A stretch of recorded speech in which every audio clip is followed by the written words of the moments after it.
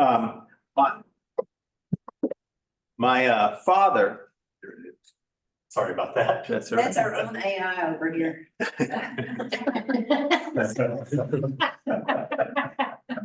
Yes, they laugh. My father was a computer salesman. He sold Burroughs machines. These were huge machines that mostly large companies would buy to do accounting, that sort of thing. And so he always had this interest in AI or in technology. And so when personal computers started coming out, he bought me one of those early Radio Shack TRS-80s. Some of you might remember that. Yeah, that's right. And I learned how to program in it, learned to use BASIC. I typed people's term papers for money when I was in high school, and even created this sort of dating program where I had my other high schoolers fill out these things, and then I tried to figure out how to have the computer match them. In the end, if I could have figured out that algorithm, I'd be a zillionaire today. But I couldn't make it work. And I was working actually with an English teacher. If I'd been working with a math teacher, I might have had more luck. But in the end, we just kind of threw people together and called it computer science. But that background meant that when I went to college, I was a business major, and I had a deep interest in religion. I was somebody who had been raised evangelical. I went to an evangelical high school, and I was very involved in my church. And I mean, really from an early age, like when I was in sixth grade, the thing that really sort of dominated my thinking was this question about how could you have an omniscient God and still have free will?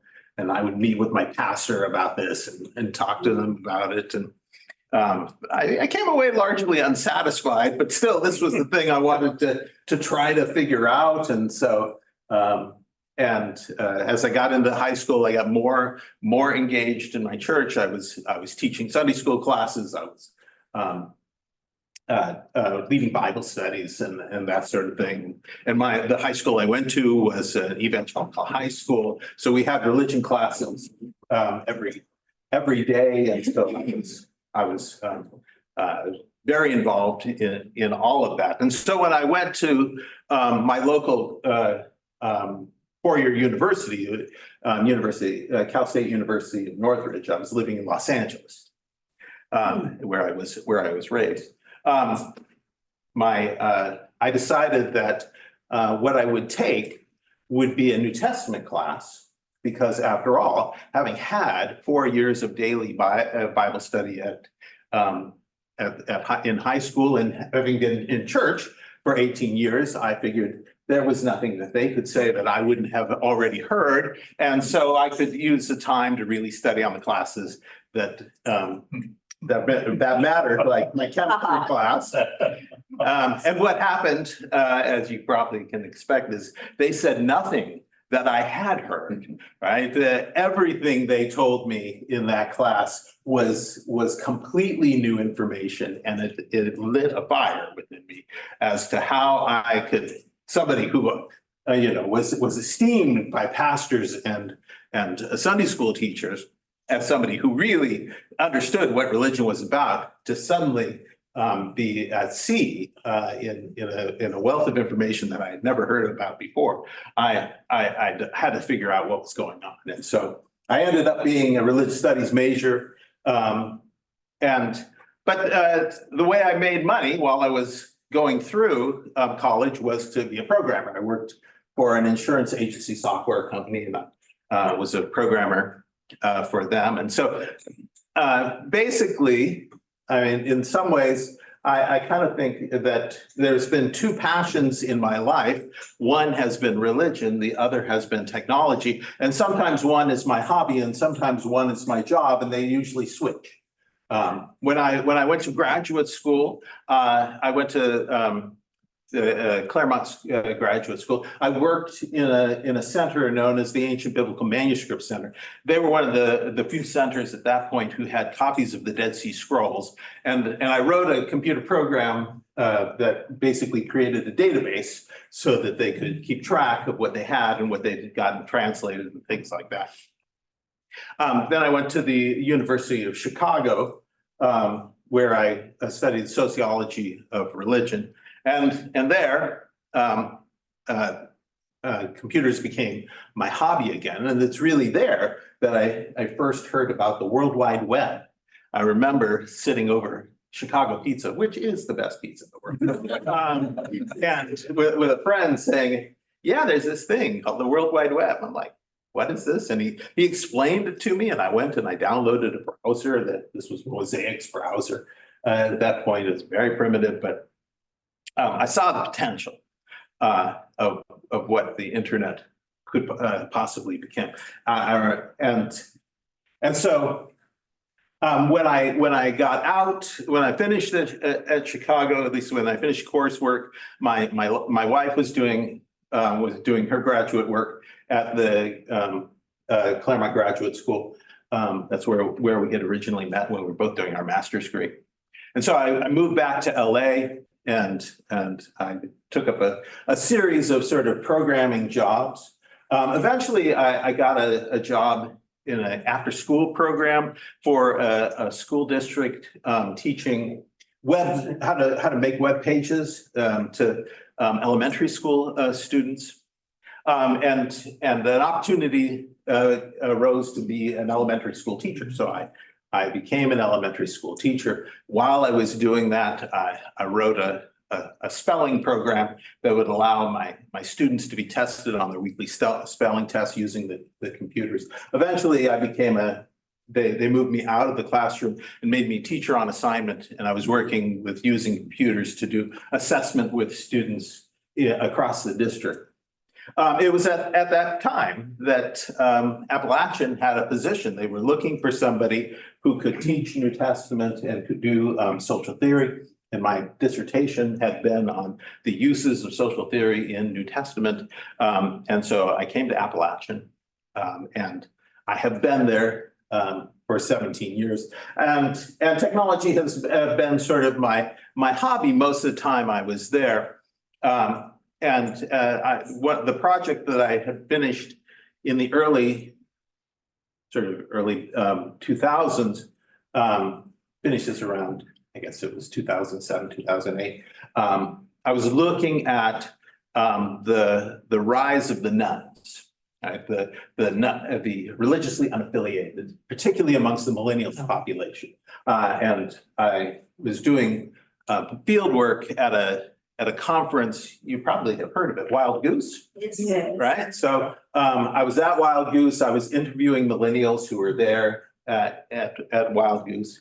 And of course, it was fascinating in that technology was such a part of their lives. And when they came to Wild Goose, they couldn't use their phones. Right. And so it changed their whole perspective on things. I mean, they were unhappy that they couldn't bathe. They were unhappy with a lot of things, but not being able to use their phone meant that there was a part of themselves that they just didn't have access to.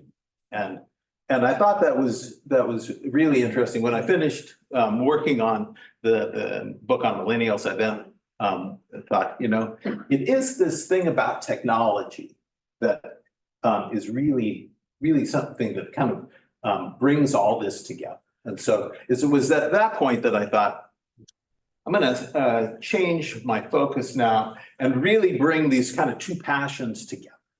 And that's when I started working on religion and technology, and specifically artificial intelligence. And so I published a few articles about it. I'm working on a book on it right now called AI as a Special Thing, Religion and Artificial Intelligence. And so much of the stuff that I'm going to talk to you about today has to do with the kind of work that I've done on those sorts of things. All right, so that's me. So tell me a little bit about you. Tell me what is your experience with artificial intelligence? Do you have any? What are your expectations? What are the things that make you excited? What are the things that make you afraid? What's your perspective? Yeah, please.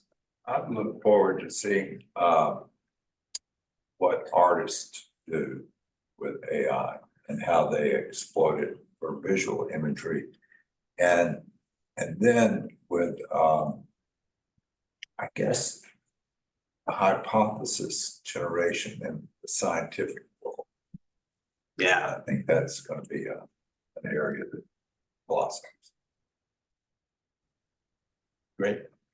It scares me. I still use a flip phone. I was the last person in the office to use a typewriter. So, yeah, just a few things I've read about, like privacy issues. Yeah, I mean, that is something that I think the younger generation, they've just abandoned notions of privacy at some level, right? It's just not, for those of us that are from older generations, privacy is important, but yes. I've been working in IT for bumble years. Punch cards, right? And now I'm a director of applications and basically the software our company uses to do its work for a call center. And we're being pitched a lot of AI assistants to sit, monitor the phone calls. So somebody's figured out how to take a phone call, verbal conversation, translate it into text, spin it through their AI engine and then look through our database and then deliver prompts and cues for the agent sitting beside them. And so there's a huge amount of stuff I'm trying to figure out with that. I don't have any idea how it works, really. I mean, because there's so many things it has to access and so many things it has to do, it just boggles my mind. Some of the concerns I have with AI related to privacy and artists, how are they going to get paid? Right? How are writers and journalists going to get paid? Colin Jost was at the presidential, the correspondence dinner and made a joke about how journalists were so important because of their contribution and training the AIs that are going to replace them. So another thought, my take on privacy isn't actually privacy, but it's monetization. That I object, that I don't want companies mining my data, watching my activity, and making money off it, which I think may be able to, that may make a crack in the millennial abandonment of privacy, but maybe they'll kind of realize that they shouldn't just be giving this stuff away. So, but yeah, one other thought is that I don't think we know how far AI has or has not penetrated into our lives. I mean, I saw an article about how AI is being pushed to our devices, whether we want it or not. But then, is it really AI? I mean, because you can type a Google search and it'll suggest things. So it looks kind of AI-ish, but it's not really, because it's more just machine learning and simple suggestion stuff. But there's a lot of other there's different types of programming, these network machines and such that look like they're creating thought, but they're not. And the AI is actually trying to take all this stuff and generate something new. So the last one was, I heard a concept called AI hallucinations. I'll talk about that. Yeah. And I wondered about what's the difference between an AI hallucination and AI generating thoughts about religion? Right. Anyway. Right. Yeah. I will spend some time talking specifically about those kinds of issues before we get into the metaphors. Yeah. I have a question about how am I at risk? from AI. I mean, I think we've all heard the simulations where they take a clip of your voice and then they can duplicate it, call somebody up and all that. But I'm sure that there's much more insidious ways that it's already there. I don't know about. Right. I mean, so at some level, AI has been a part of our lives since the advent of social media. Right? The thing about Facebook and Twitter and Instagram and those kinds of social media is that they function using AI. Right? They have algorithms that are, and even YouTube is feeding you when you get onto Facebook or you get onto YouTube or even Netflix, and it says, hey, we found these shows that we think you're going to like. They're using a kind of form of AI, so it's sort of the That was early forms of AI. A real exciting thing about Amazon that came out. I remember when it was just a book business and it was like, oh, look, they think I'd like this book. I thought that was wonderful. That's right. That's right. And much of that is actually good, right? It's at some level, this is the kind of the two sides of it, is that on the one hand, I actually want, if I'm going to be advertised to, I'd rather it advertise to me something that I want to buy, that I'm actually interested in, rather than advertise to me something that I have no interest in. And the fact that they're using AI and they are actually harvesting my data, and as a result, they know the web searches I've made and they know the websites I've visited, and they know that, you know, I'm about to plan a trip to Spain, and so they're advertising backpacks to me, and they're advertising, you know, travel insurance to me and that sort of thing. I mean, in some ways, that's kind of helpful. Okay. On the other hand, I think the point that was just made is that I'm giving something away for free, and I'm getting back at me in terms of monetization to buy something, and that's kind of the Faustian deal that we have made with the internet early on. Is we want it all to be free. And in exchange, we give them our data. And the question is, should we change that? And change that bargain, and what would it take to actually change it? There is a movement called data rights are human rights, which is attempting to try to change that. I don't know. After Cambridge Analytica, the scandal in the 2016 when they were harvesting all that Facebook data and they were using it to create political ads that were targeting particular people in battleground states, and Trump wins by something like 30,000 votes, 70,000 votes, something like that, right? A very small number. That the question was, did AI essentially throw that election? And I don't know that we know the answer to that question, but it remains a trenchant question, particularly in a deeply divided country where elections are going to be undoubtedly decided by a few people in battleground states. Right? And so if there's influencing that can happen through AI, there's a question about what should be our civic responsibility for that. Yes. I do have a question. It seems like we do not know enough about what goes on behind our using our cell phone or our computer, and the depth of the data that they're harvesting, the decisions that they are able to make based on those data, and whether in this process of everything being programmed, they're programming ethics out of it. And I see that in the sense like in recent congressional hearings, they will ask somebody, just answer yes or no.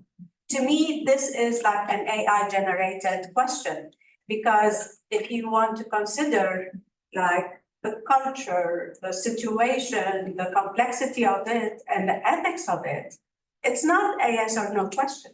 Yeah. And if you answer a yes, it takes you to a different algorithm. If you answer a no, it will take you somewhere else.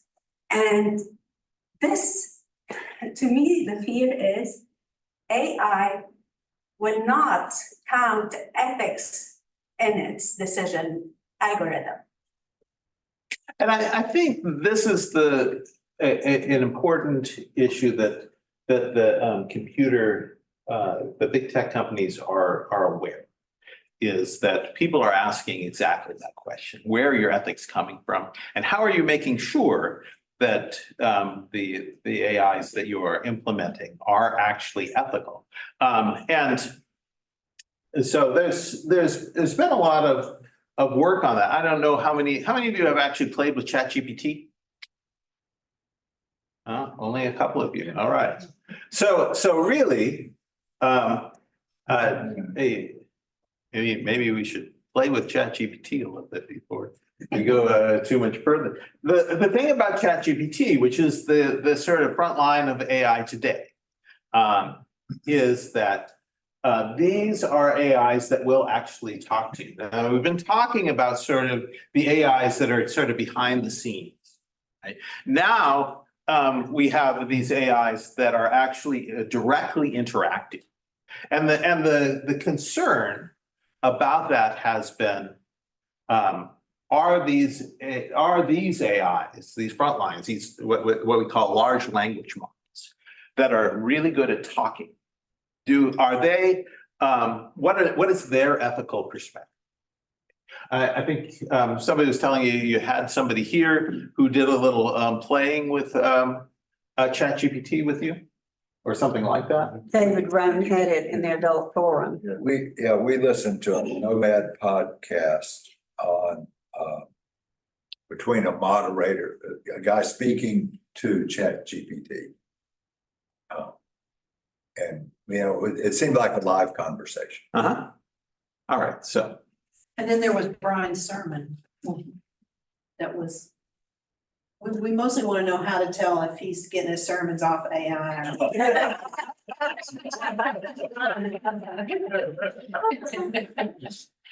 And chances are you wouldn't know. That's the thing. I asked it a series of questions in my own field, Yours are too. fairly technical questions. And every answer sounded so well constructed and wrong. It just went off on tangents. It did math wrong. It had everything wrong. It only questioned where it gave me a satisfactory answer. And this was several years ago, so it's probably better now. The only question where I got a reasonable answer was how much wood would a woodchuck chuck? And it saw that as a gag. But I thought, well, this is just ridiculous. But then again, I was asking, maybe I was rigging it by asking it fairly detailed technical questions. But I think at that time, it had not been fully educated by the internet either. So one of the things that I was just listening to a book on my way here, and one of the points that by a professor at Wharton College, and one of the things he said is the AI that you play with today is the worst AI you will ever play with. right. And that they are improving very rapidly. And so if this was something that a couple of years ago, chances are that if we ask the same kinds of questions, and we can certainly can do that to ChatGPT, we might get much more impressive answers. Yeah. What about those stories? My name's Pat. The stories you see in the news sometimes that about Microsoft put an AI chatbot on the web and it turned into a racist Nazi filth spewing monster. Right. Less than 24 hours. And so Really? is it all about the training, or can we build an AI with guardrails? Yeah. So, okay, so the story that you're talking about is Microsoft's Hey chatbot. This was something that they developed, I think it was in 2016. And basically one of the things that Tay would do is repeat anything that you said to it. So if you said to it, repeat after me, and then you said something racist or you said something sexist, it would just repeat it. It didn't have any sort of controls. And so this became a public relations nightmare, but in terms of its ability as a chatbot, it really wasn't that sophisticated. Today with ChatGPT, if I ask it something racist, it will to say something racist, it will refuse. And if the same thing if I say something sexist, if I ask it, you know, how do I make meth or something like that, it will tell me it can't. It won't help. And so the kind of frontline frontier, what they call frontier models, they all have guardrails on that Tay didn't have. And I think what Microsoft and a lot of the tech companies learned is that when you release something in the public, there are some, not everybody is good-hearted when they're playing these things, right? That they will do things. And the thing about these models is that whatever I say to it, it does not learn from it. Its learning happens during its training process. I'll talk a little bit more about how the training process works. But basically, one of the things that you'll recognize is that if you have a conversation with ChatGPT and then you come back 2 days later and say, now, as I was saying, ChatGPT will not know what you were talking about because it doesn't remember from conversation to conversation. They are changing that. They have just instituted a new thing called memory, where it tries to sort of ascertain sort of things that key elements about you as you talk to it. So if you tell it, you know, I'm 60, it will remember that your age. If you tell it, you know, I went to this college or something like that, it will remember those basic facts. Maybe tell it that it can have more authentic conversations with you. Ginger, you again. One of the things I find exciting about AI is in the world of medicine, and more programs, more AI are reading X-rays, MRIs, certain tests, and in women's health, 28% of the mammograms done are read by AI. Now that, on a positive note, means that even the smallest of tumors can be recognized and save millions of lives and expense from cancer treatments, okay? Another thing is innovation that I see. There is even neural connections. I'm not quite sure how I feel about neural implants, but that is occurring. So that to me is exciting. Okay. I've also seen some AI in the world of music, and what I have seen so far is off key.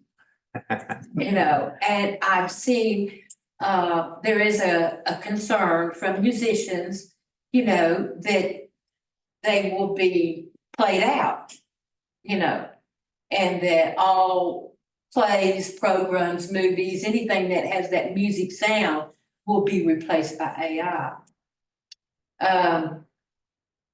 I know that there is a country and western musician that is utilizing AI. And his work doesn't sound so bad, but some of the other stuff, it just grates on my ears, you know? Even in the world of art, where does creativity and that human inspiration that we are so gifted with, can AI match that? And I'm very guarded about that, you know? So there are some positive things. I know that recently in the literature, architects have become concerned that AI will take over their field altogether. I doubt that we will replace physicians or nurses. And in one of my fields, I have two fields. In my medical social work field, what I see are assessment tools being used and being able to pull out subtleties in behavior and mental health. So that could be a positive. There was one research project that looked at AI as a online therapist and didn't do so bad. But that still was limited. And that creativity of the human interaction, I'm guarded that AI could match that. Yeah, I mean, I think these are important questions, right? Which is, how, to what degree is AI created? And how do we understand creativity in light of the things that AI can do? Many of the slides that I will use today are art that's created by AI.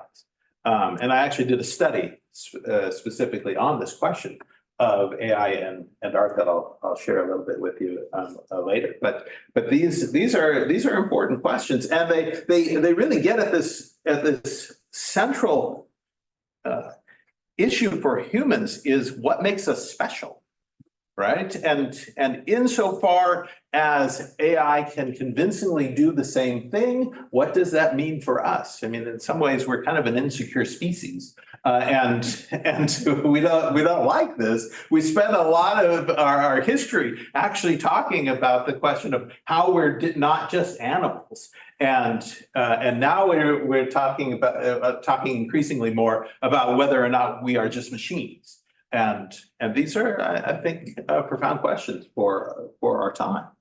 Yeah, I'm glad Ginger brought up the fact it's not just about text and words. It's about images and sounds and music.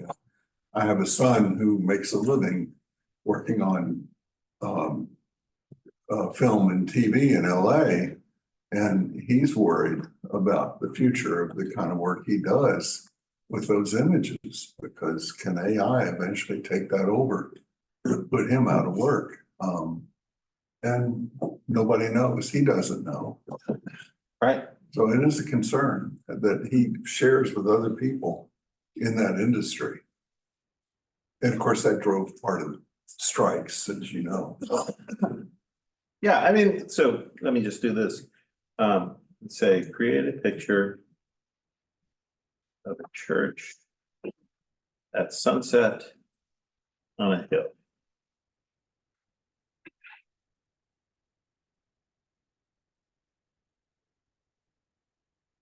While he's generating that, if you are a regular reader of our weekly e-news, you may have noticed for the last couple of months, the image at the top of the e-news of my sermon title is typically AI generated. I've been doing exactly what we're doing here and having ChatGPT create that, feeding it a sermon title and tweaking it a little bit. So you kind of see what turns up, and it takes about, what, 15, 20 seconds. You have an image. Yeah. How do you know it's real? It looks fake. I mean, you can watch something that's AI does a person speaking, is that the person or is it not? I mean, is that the real church or not? I mean, how do somebody that's not educated in computers or any of that, how do I know what I'm hearing or what I'm seeing? Is this real, or is this something that somebody sat down and created this profile and now I think that was you speaking, for instance, or your opinions? I don't know that is. How can I know that? Right. I just yesterday, I got a message from this person who I had friended on Facebook 10 years ago somehow. We had one friend in common. I had accepted a friend request, and I got a message from them that said, "Hi, how are you doing?" Right, and then they sent me a picture, and I am pretty sure that picture was AI generated of them, because I'd never actually met them.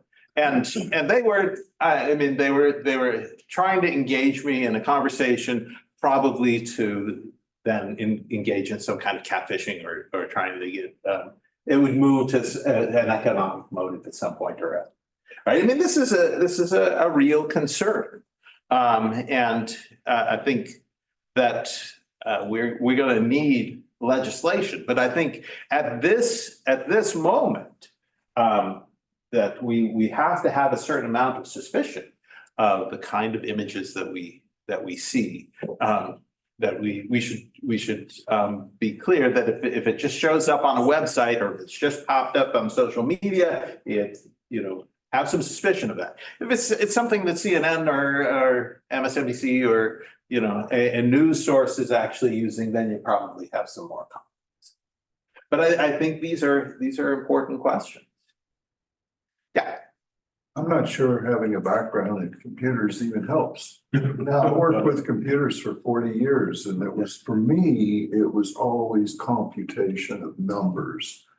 And I was unable to foresee what the internet would become. I scoffed at it.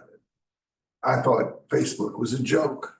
I still haven't joined it, but I was wrong. I couldn't foresee these things because I learned and was taught to treat computers as ways to compute numbers more efficiently. And I guess that's limiting. It worked great for what I was trying to do, but I'm not sure the background in computers narrowly construed helps one bit. And so that's one reason I'm here. I can't foresee where this is going based on anything in my background. I had a lot of people ask me to fix their computer back in the day. As I said, I worked in computers and I had to explain to them that the computer world is this big and I know that much. So. And I think the thing about LLMs is they do not function in the way that software usually functions. They're very good at the fuzzy and not very good at the exact. What did you say, LMN? LLMs, large language models. Oh, That's what we're okay. talking. ChatGPT is a large language model. So if I say to Okay. ChatGPT, explain to me the idea of, we're Presbyterians, right? Predestination.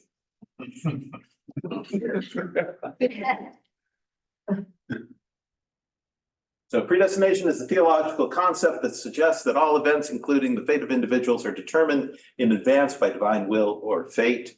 This idea is most commonly associated with the Christian denominations, particularly with Calvinism, a branch of Protestant Christianity founded by John Calvin. And on it goes. So for Shaboom. Right? And that looks like a pretty good explanation of predestination to me. In some ways, it just seems to be the next generation search engine. Right. I mean, in some ways, yes. I mean, a lot of time if you have a question, like the other day, my spouse and I were driving from Charlotte to Boone, right? It's about a 2.5 hour drive. So it's a long drive. And I have ChatGPT on my phone. We brought it up and we said, okay, we're going to go to Spain. We're going to start in Madrid. Where should we go next? We're interested in these kinds of things. We're interested in historical. She does colonial history. So we're interested in colonial sites. And it came up with a list of places that we should go. We said, okay, what are some other things that are in these particular areas? It came up with other things. It gave me suggestions of restaurants that I should try while I was there. It essentially, in the course of an hour of conversation with it, helped us plan our vacations. Wow. It's full of facts, isn't it? So it knows facts about every place and they're pretty true. Yes. Yes, and the problem with hallucination is still one that at some level you don't know when it's making up facts, and it can because it's not trained on truth. It's trained on the internet, right? And the internet has a lot of stuff in it that's wrong. Yes. Yes, my name is Hilda. Sorry, what's your name? Hilda. Hazel. Hilda, Hilda. Okay. So my concern is, okay, this is something, it opens a door for you. But if you are really wanting a definitive, well thought out answer, you should not stop there.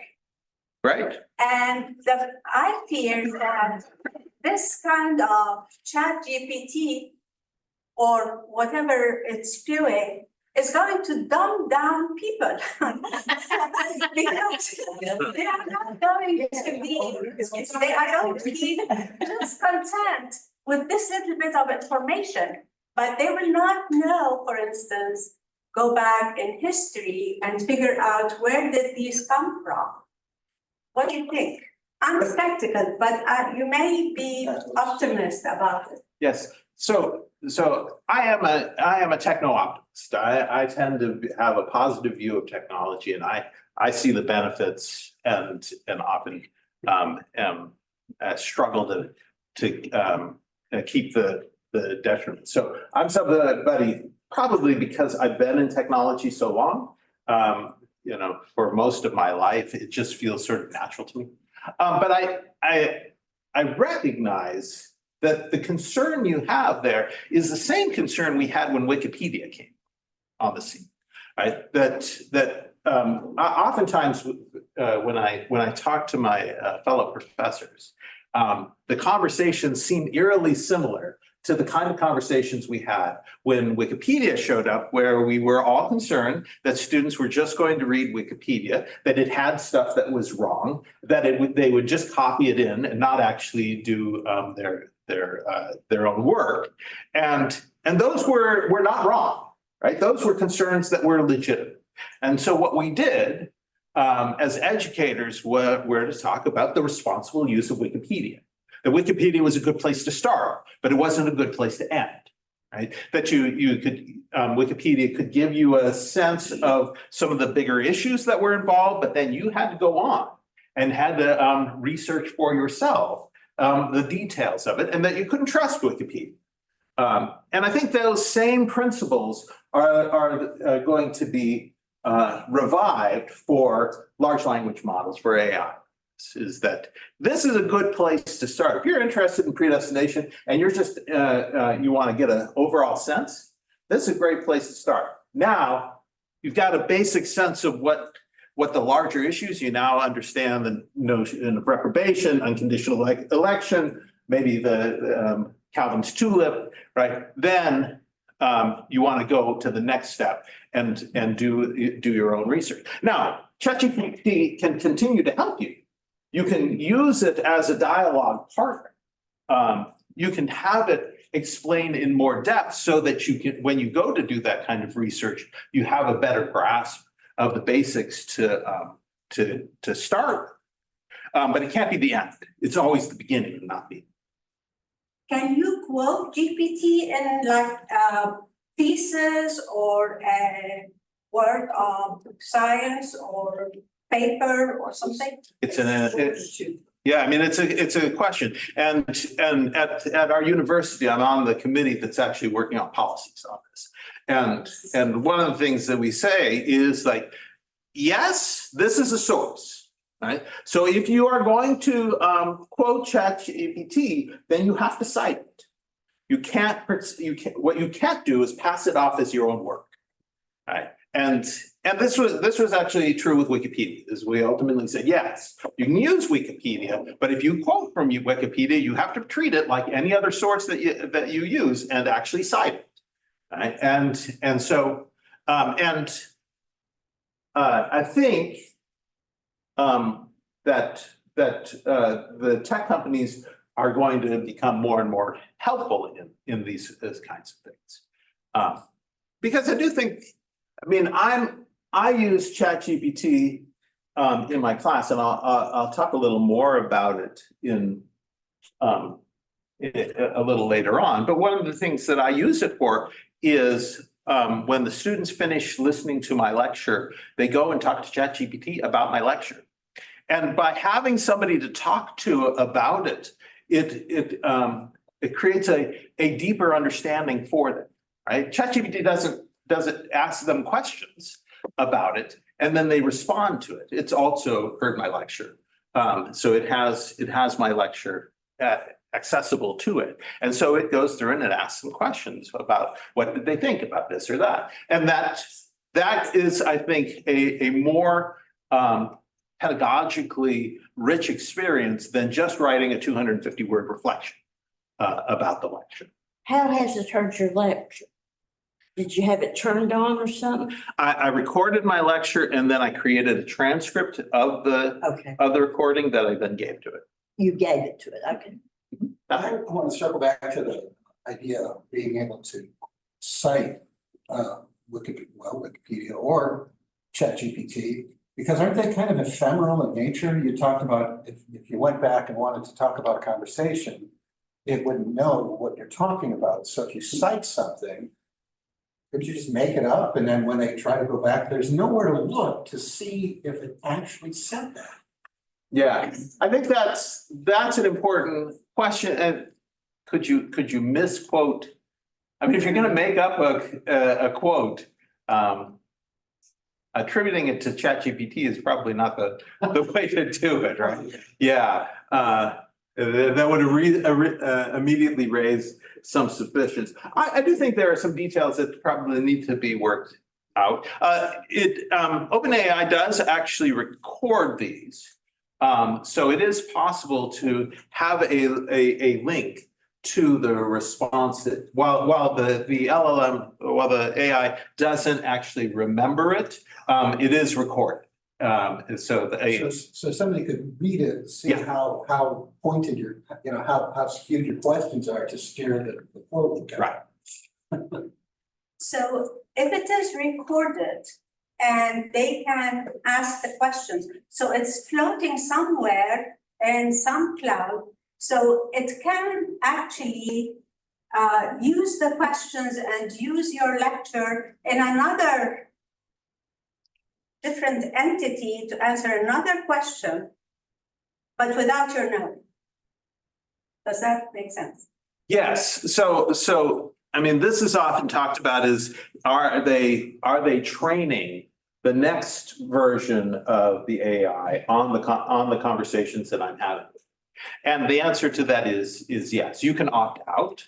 There is a setting that says don't do that. But it defaults to opt in. And so that they can use this. But I think the thing to understand about these language models is that they are not actually recording word for word. When they read a text through, they're not memorizing that text.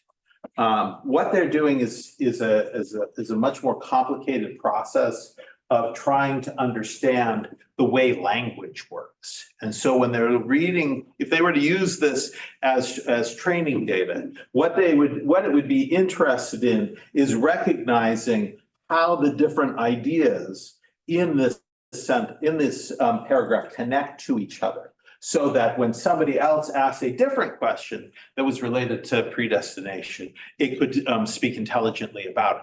But it would never actually give, even if I asked this question exactly the same way a second time, it wouldn't respond exactly the same way. The paragraphs it would generate would be different than what it's done here. Every instance that it generates is in fact unique. Not completely, but at some level. Yeah. Back to the citation issue. It used to be that if a student handed in a paper that you were suspicious of, you could pretty well find it on the internet. Search engines were powerful enough. But if it came from ChatGPT, you can't find it. That's right. And you just have to trust that the student didn't copy it That's right. out of the ChatGPT response. So I actually found an article related to that, and that was the utility to a GPT, I think it was GPT-0 or some application that would analyze the text and tell you the probability that it was ChatGPT generated. But you're confronting a student on a probability and it could well be wrong. Right. You're accusing that student of big try plagiarism, and that student may well be innocent of plagiarism. One of the things that we talked about when we wrote the policy on this was what was the right way to deal with that. I mean, part of the thing is that ChatGPT 0 and some of these other like Turnitin are not particularly reliable when it comes to AI. And they will have false positives where they will say something is AI that isn't. And Better than get. yeah. And there's a kind of arms race, right? Theoretically, those two will improve over time. Ultimately, it's going to have to be that there is what they call a digital watermark.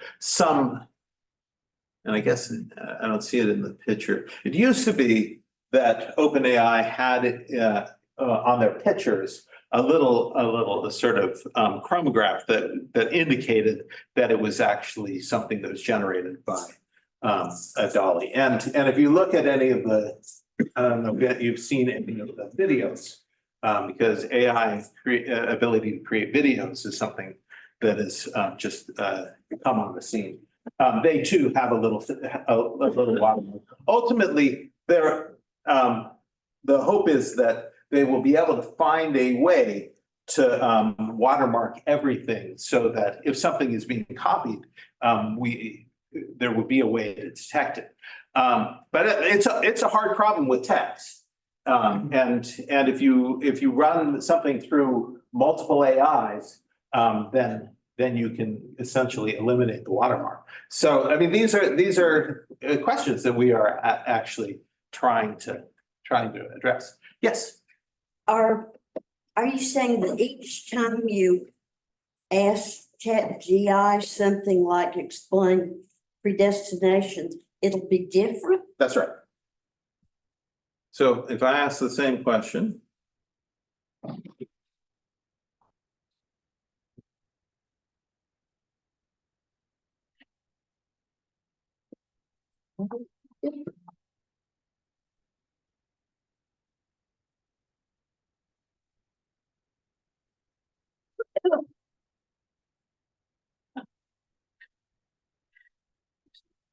It reminds me of taking a sentence, running it through a translation program to another language and then back. Yeah. There, Right. and then back 2 times and see what you end up.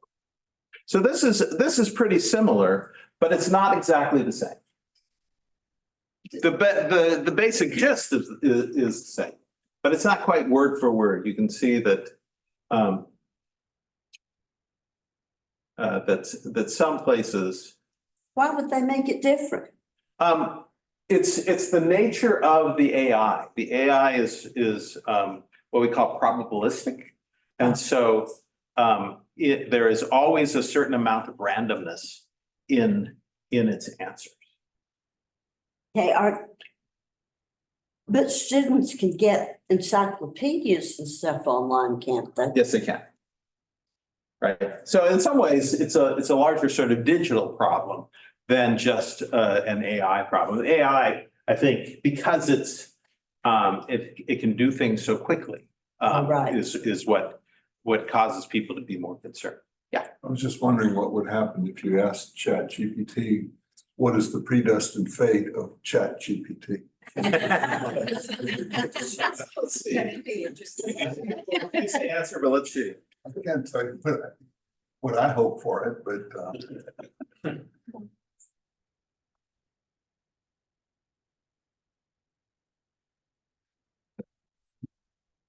As an artificial intelligence, it doesn't have a fate in the traditional or philosophical sense, since it doesn't have consciousness, desire, or a life path.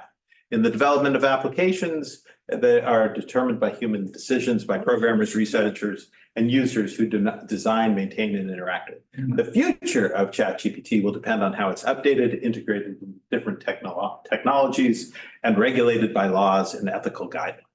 Its ongoing improvement might focus on enhancing its accuracy, conversational abilities, and understanding of complex concepts, or expanding its usability across different fields. These changes will be driven by advancements in AI research, user feedback, rather than a predetermined destiny. That's good. Exactly. Okay, so Robust. that's pretty good, Yes. which raises the issue. Like when there was the issue of genetic manipulation, to have like the super baby. Okay, the US said, no, we're not doing that. Okay, now China did not stop it, so there is some research there. But there was a body that oversees how to use such knowledge ethically to promote goodness among people rather than in a destructive way. Like, now, Google had a walkout from its employees because of the use of its program to target families in Gaza, for instance, and all the Columbia and all the other universities. So the problem is there is a bad side to this.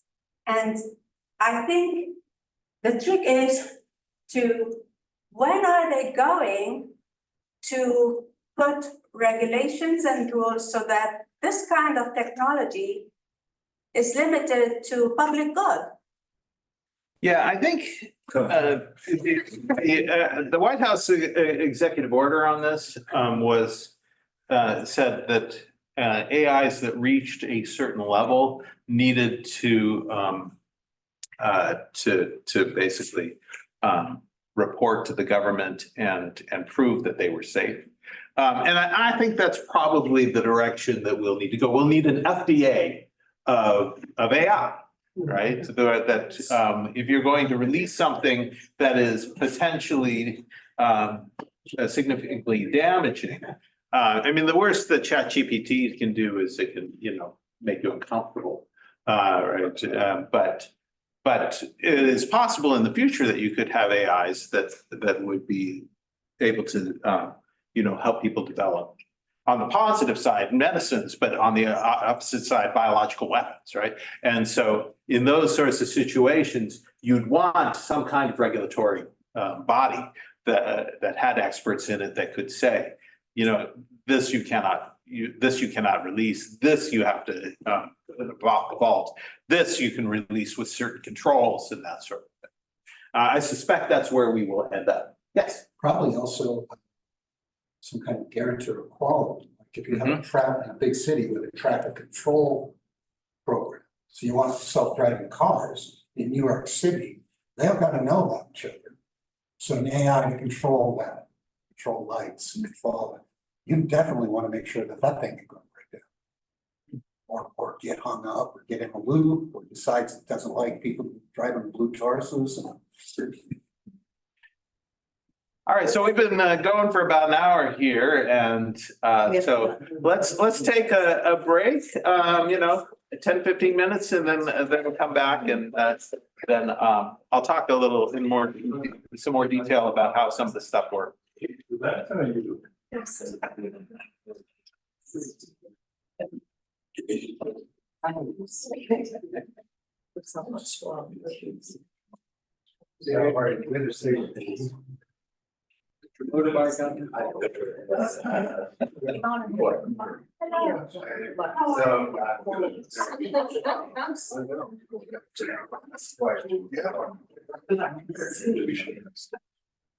I can see in the big picture.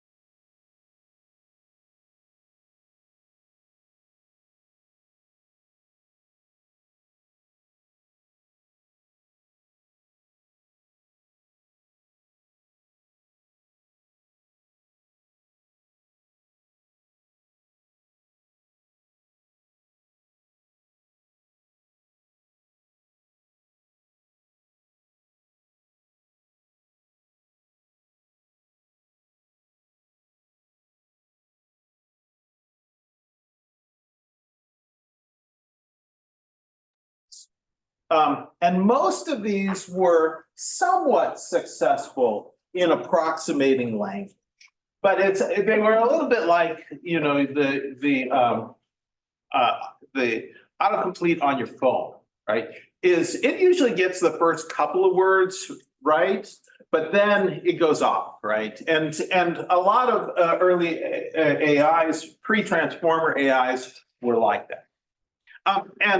And what the reason they were kind of they had those problems, and the kind of language they produced was often very stiff.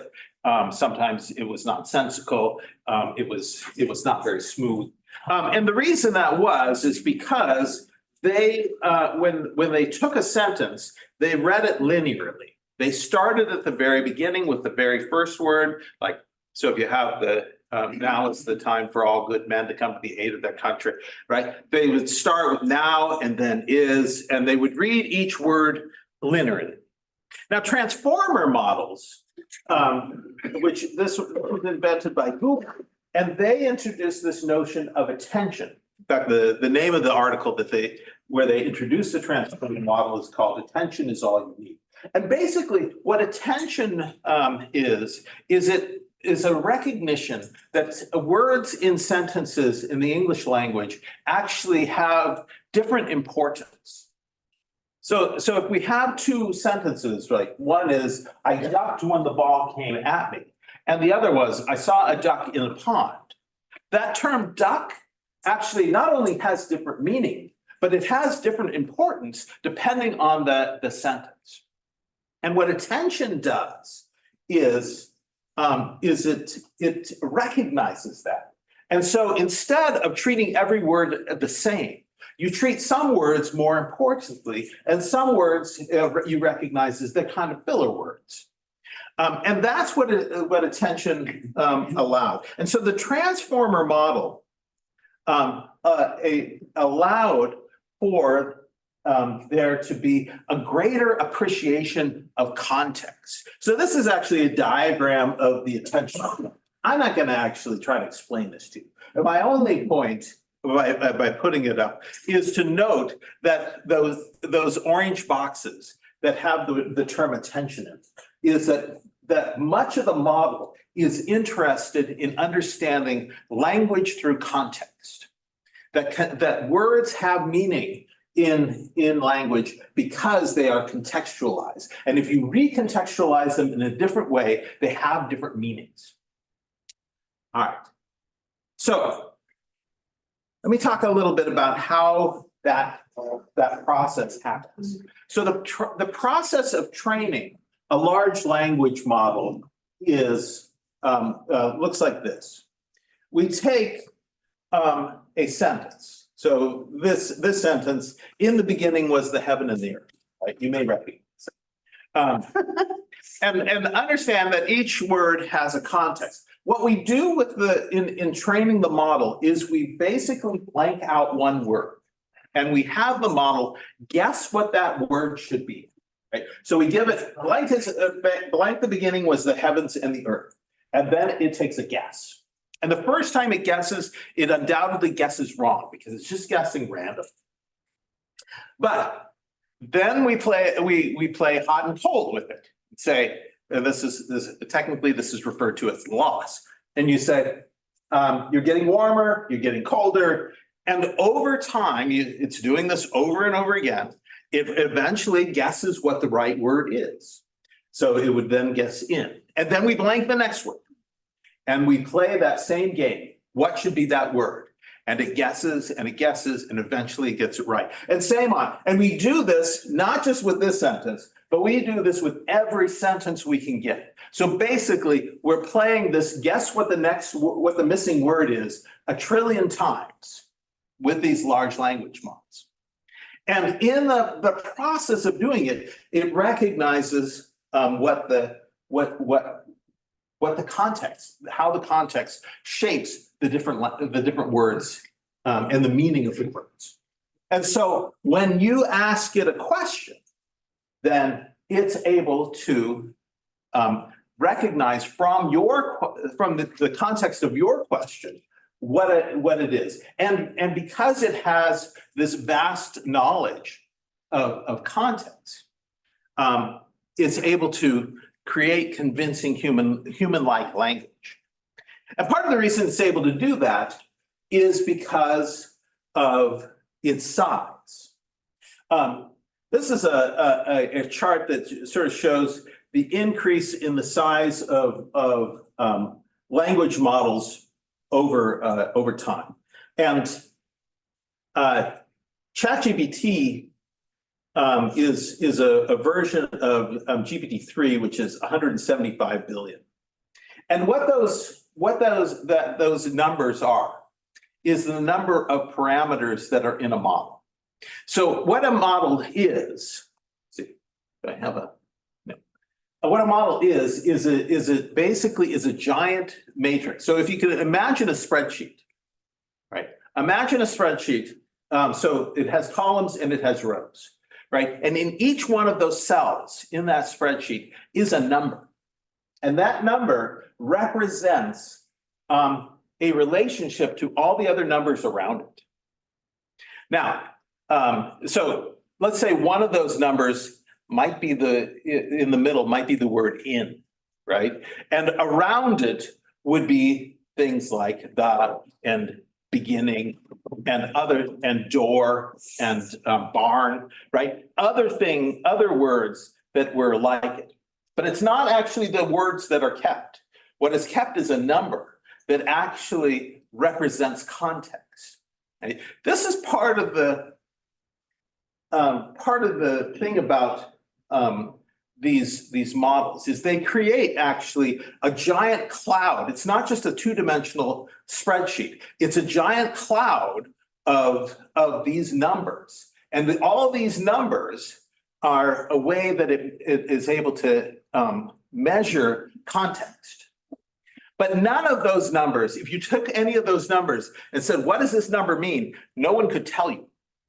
Part of the reason that we talk about AIs as black boxes is because there are, so 175 billion means there are 175 billion of these little numbers that are part of this cloud of understanding that it has. And when it sees that, it's able to use that cloud to generate language, but we don't understand it. It's only the AI that actually understands what any of those numbers mean. And it can't articulate what those numbers mean. It's sort of the same way, like in your brain, there's all kinds of things that are happening, right? There's neurons firing, there's axons, there's all these kind of synapses that are doing this thing.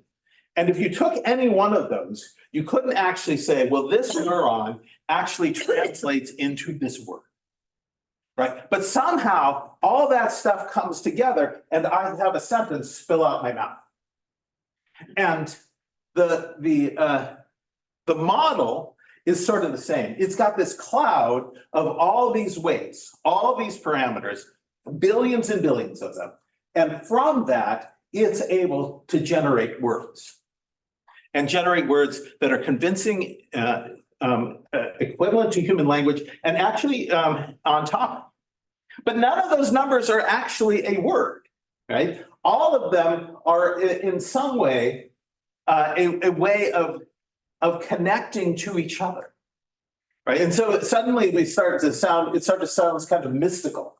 What's going on here, and it is kind of the problem. This is the reason why. When we're dealing with AIs, we have this issue of we don't know exactly what it's going to do. We don't know exactly what it's going to say, and because of that, it will say a different thing when you ask it the same question multiple times. Because it's got so many possibilities. It's got so many possibilities. That's right. Oh dear. It's amazing, isn't it? Well, each time will it be the same, different words but the same answer? Or could you have conflicting answers? You could have completely different answers in the sense of a different language. They would probably mean the same. So it wouldn't conflict. Yeah, right. Oh, okay. If this is a sensical question, how do you compare this process to the brain? Yeah, and so it's really kind of aspirational, right? It's that these models are a sort of, Human brain. yeah. So these models are kind of like brains, but they don't operate in the same way a brain does. But they function for the model in the same way the brain functions for us, right? Our brains do a lot more. These models do one thing, they generate language, right? Our brains move our muscles and they control our digestive systems and all these other things. We have different nerves. Yeah, right. There's a whole nervous system, that sort of thing. But insofar as our brains are what generates language, it's sort of like what that's doing. Though they do them in completely different ways. We think in some ways we actually don't know how our brain generates language. Right? I mean, I'm here spilling out a sentence after sentence, none of which I have thought about before, right? They just come running out of my mouth and I have no idea how my brain is constructing this. Somehow it does. Sometimes it's better and sometimes it doesn't work. And so each next Sunday for. And so in the same way, I don't have access to the internal workings of my brain. I just know it works. And the language model is the same way. If you ask ChatGPT, so why did you choose this word over that? It will not be able to tell you. It will make up an answer, but it won't be actually a description of what it's doing. Because it too has no access to its internal workings. Can these numbers be interpreted as probabilities that it uses in constructing language? I think the answer to that is yes. But I'm not completely sure if that's right or not. Because I don't actually understand the math of the algorithm that constructs it. I have a general understanding, but I'm not a mathematician or a list studies person. So, but there is a probabilistic aspect to it. And as it's generating the next word, and that's really what it's designed to do, is it's designed to generate the next word, given a set of given a prompt, given it a set of words that you have already given it. What it's designed to do is generate another word that is in line with those words. And that process is itself a question of probability. Mhm. Right? That's that saying, everything's possible, not everything's probable. That's right. That's right. And in a sentence, that's true as well, right? And so as you're going along in a sentence, there are words that are possible. Any word is possible to put at the end of your sentence, but there are only some words that actually fit, right? And even then, there is a series of words that you could put there, but that are probable. But which one you choose and why you choose that word, you don't know. It is at some level probably a mathematical function that is happening in our own brain, but I don't know that we actually understand how that actually happens yet. I wonder how this works. It works for us that words that we haven't ever heard, and then they come into our consciousness, and then before we know it, they're showing up. Because like my new doctor's name is Haddadin. I'd never seen the word, didn't know the word. Then I opened the newspaper and here's Haddadin on the front of the sports page because his son is a tennis player and got a scholarship. So I don't know if that works some way like that too, that the words that come up, then it figures out how to use them and how they appear. Right. That's its training process. In its training process, it learns all those words. And how in the variety of contexts that they can appear. Okay. But I wonder, my degree is in religion too, and I don't use it for a job. I use it to help people specifically around here who've been hurt by religion and stuff. And if I'm talking to somebody, like the words I might use for somebody who hasn't had the same opportunity for education as me, or even if I'm talking to somebody who's a member of this church like me and we know each other, I know why I'm choosing certain words to try to get something, make it more understandable for that person who is not is educated in quotes, because you can be self-taught or whatever, you know.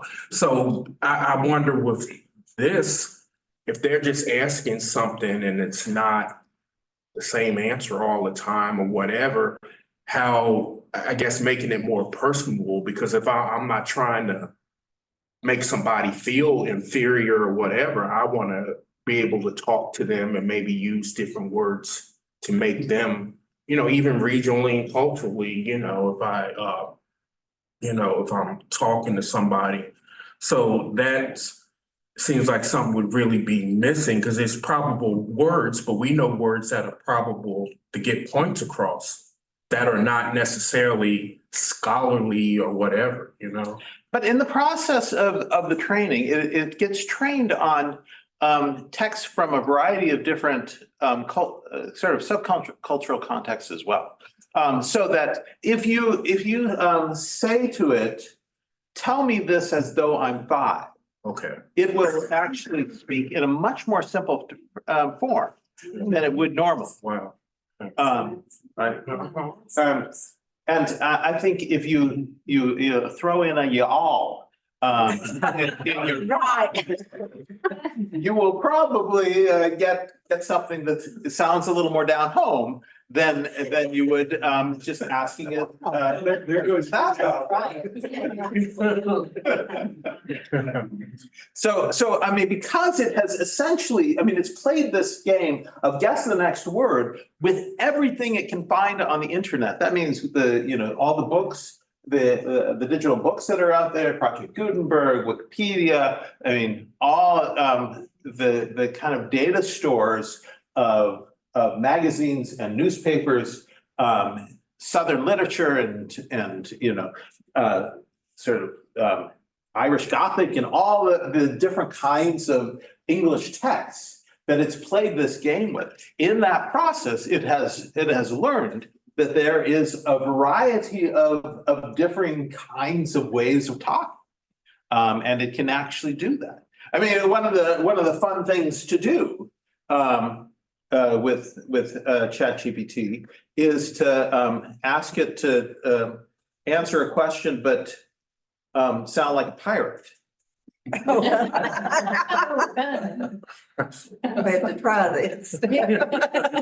One of the products that pitched us is a kind of a universal translator that would listen to a call and then simultaneously speak it to the agent, translating language the customer's using into English. But then I always remember I don't know if you've seen it out on the internet, the meme of an Indian person calling an Irish call center. The accents are just amazing. So if I just asked it to explain predestination like a pirate, and it says, "Ar matey, let me spin ya a yarn about predestination. A course plotted by the divine winds themselves. Imagine the mighty seas are a flow of life, and there be grand captain above, who's already charted the course." Right? It recognizes a different context in that, in doing part. Back.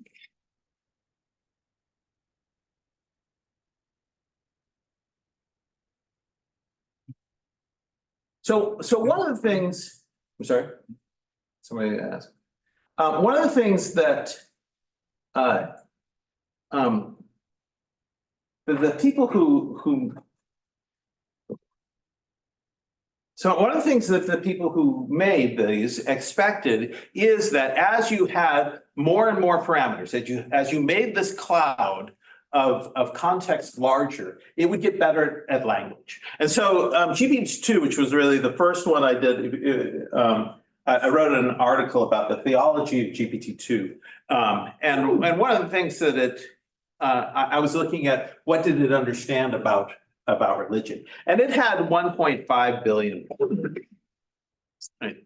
And it had, it did have some basic understandings of religion. It would actually, it was sort of interesting in some of the ways that it thought about things. But then when we got to GPT-3 and ChatGPT, where we have essentially 10 times the amount of context, suddenly it was able to speak in human sounding language much better than GPT-2 was.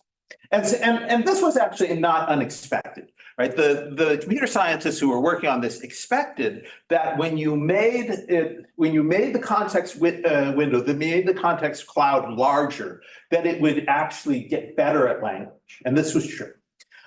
What they didn't expect, and what happened was something that we call emergent abilities. And the thing is that suddenly these AIs were able to do things that they actually hadn't been trained to do because of the size of the parameters. So take a look at this. So what I have, one of the tasks that they gave AIs is to be able to guess a movie title based on emojis. So if you look at these emojis up at the top, the little girl and the two fishes, and then the three fishes there. Anybody have a guess of what movie title that might be? Little Mermaid? That's a good guess, but that's not it. Finding Nemo. It's actually Finding Nemo. Finding Nemo. Yeah, exactly right. Right. And when they trained AIs to do this, what they found is, and so at 10 to the 7, we're talking 10 million at 10. Is that right? And 7, yeah, 10 million. 10 to the 8th is 100 million. At 10 to the 9th, we're at 1 billion. And then at 10 to the 10th, we're at 10 billion. And what you see from that chart is it gets a little better as things get as it gets bigger. Okay? And then at 100 billion parameters, we would expect it to increase a little more. But actually what happens is somewhere between 10 to the 10th and 10 to the 11th, really at about 50 billion parameters, the model is able to do this about at a human level. If you give these to humans, humans get these about right about 30% of the time. And the AI goes from getting it right about 5% of the time at 10 billion parameters. At 50 billion parameters, it shoots up and is able to do it almost as good as a human being, which is not what was anticipated. And in fact, there's a whole variety of tasks that it actually isn't able to do when there's smaller parameters, and it is able to do when there's more parameters. And this little graphic shows you some of the things that it's able to do, and you can see the number of skills that it is able to do. Now, here's the thing: it hasn't been trained to do any of this. It hasn't been trained to be able to translate. It hasn't been trained to be able to summarize. It hasn't been able to train to answer questions. None of that was what it was trained to do. What it was trained to do is guess the next word. But in the process of learning to guess the next word, as that cloud of context gets larger, it suddenly is able to do all these different things. And Explain jokes. right. I mean, explaining jokes, physics, arithmetic, all of those things it's able to do just from that game of guess the next word. So in terms of kind of understanding how AIs work, one of the advantages, one of the promises of AI is that not only can it just speak, but it can do a lot of other things that it had never been trained. It used to be that if you wanted something that was able to write a joke, what you would do is you would take a zillion jokes and you would train it specifically on that, and then it would be able to ultimately tell you a not so good joke. ChatGPT can tell you a joke without any prompting whatsoever. You just tell me a joke and it will give you a joke. And it has never been trained on how to tell jokes. It's only been trained on guess the next word. So is it learning? So it's learning. I mean, I think so in AI studies, everybody's very nervous about anthropomorphism, right? And so saying that it's learning, saying that it's thinking, saying that, I mean, these are terms that we usually reserve only for humans, and to apply them to a mathematical process like an AI is something that people are worried about. On the other hand, I'm not sure there's a better term for what it's actually doing. I mean, learning seems to me to be the best approximation that we can come up with to sort of explain what's going on. That's science, what do they say, reflecting art, if you think of how the computer. Uh-huh. We're finally there. Yeah. The other thing that we have learned is that that by the way you tell it what to do, you can actually change how it does things. And one of these, one of the new kind of sub-disciplines in AI studies is this thing called prompt engineering. And what prompt engineering is basically being very specific and mindful about the way you ask the question that you're asking the language model to do. So if I ask ChatGPT, what's the answer to this particular question? There are ways to frame my question to it that will make it more or less likely to get the answer right. For instance, if I flatter it, if I tell it, you are an expert, let's say I'm asking it a question about astronomy, and then I say, you are an expert in all things relating to astronomy. It will give me a better answer, a more correct answer than if I just ask it this astronomical question. So that's a framing question without the focus. That's right.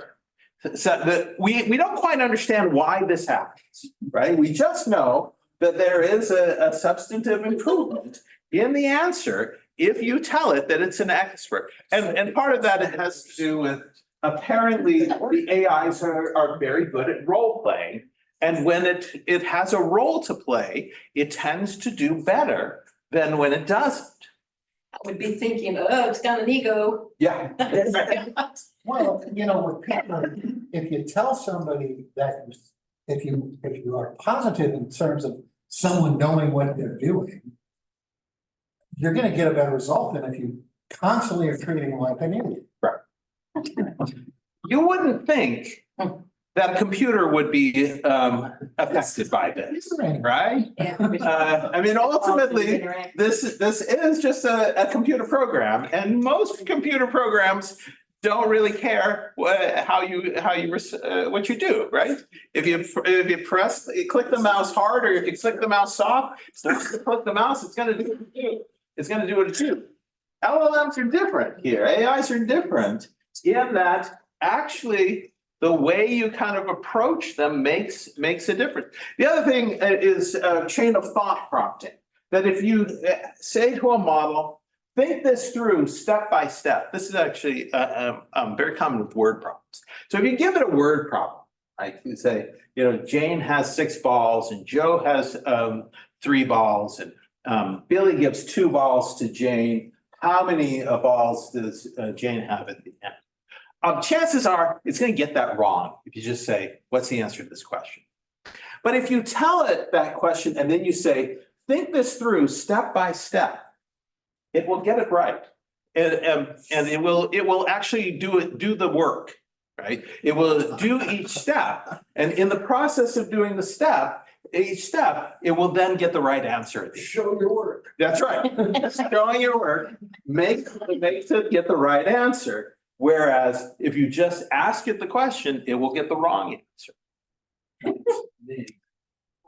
One other thing is that algorithmic prompting, if you can explain to it, like this has to do with math problems, if you can explain to it how to actually do the problem, then it is much more likely to be able to get the problem right. For instance, in this case, some computer scientists explained to it how to do, I think it was arithmetic of addition of very long numbers, like 10-digit numbers. And it basically, what they explained is, if it's greater than 10, you have to carry the one, and the basic things that we all learned in elementary school. They did that algorithmically. They put that in the prompt, and then what they found is previously it was able to successfully add 3-digit numbers. Once they did that explanation, it was able to add 10-digit numbers.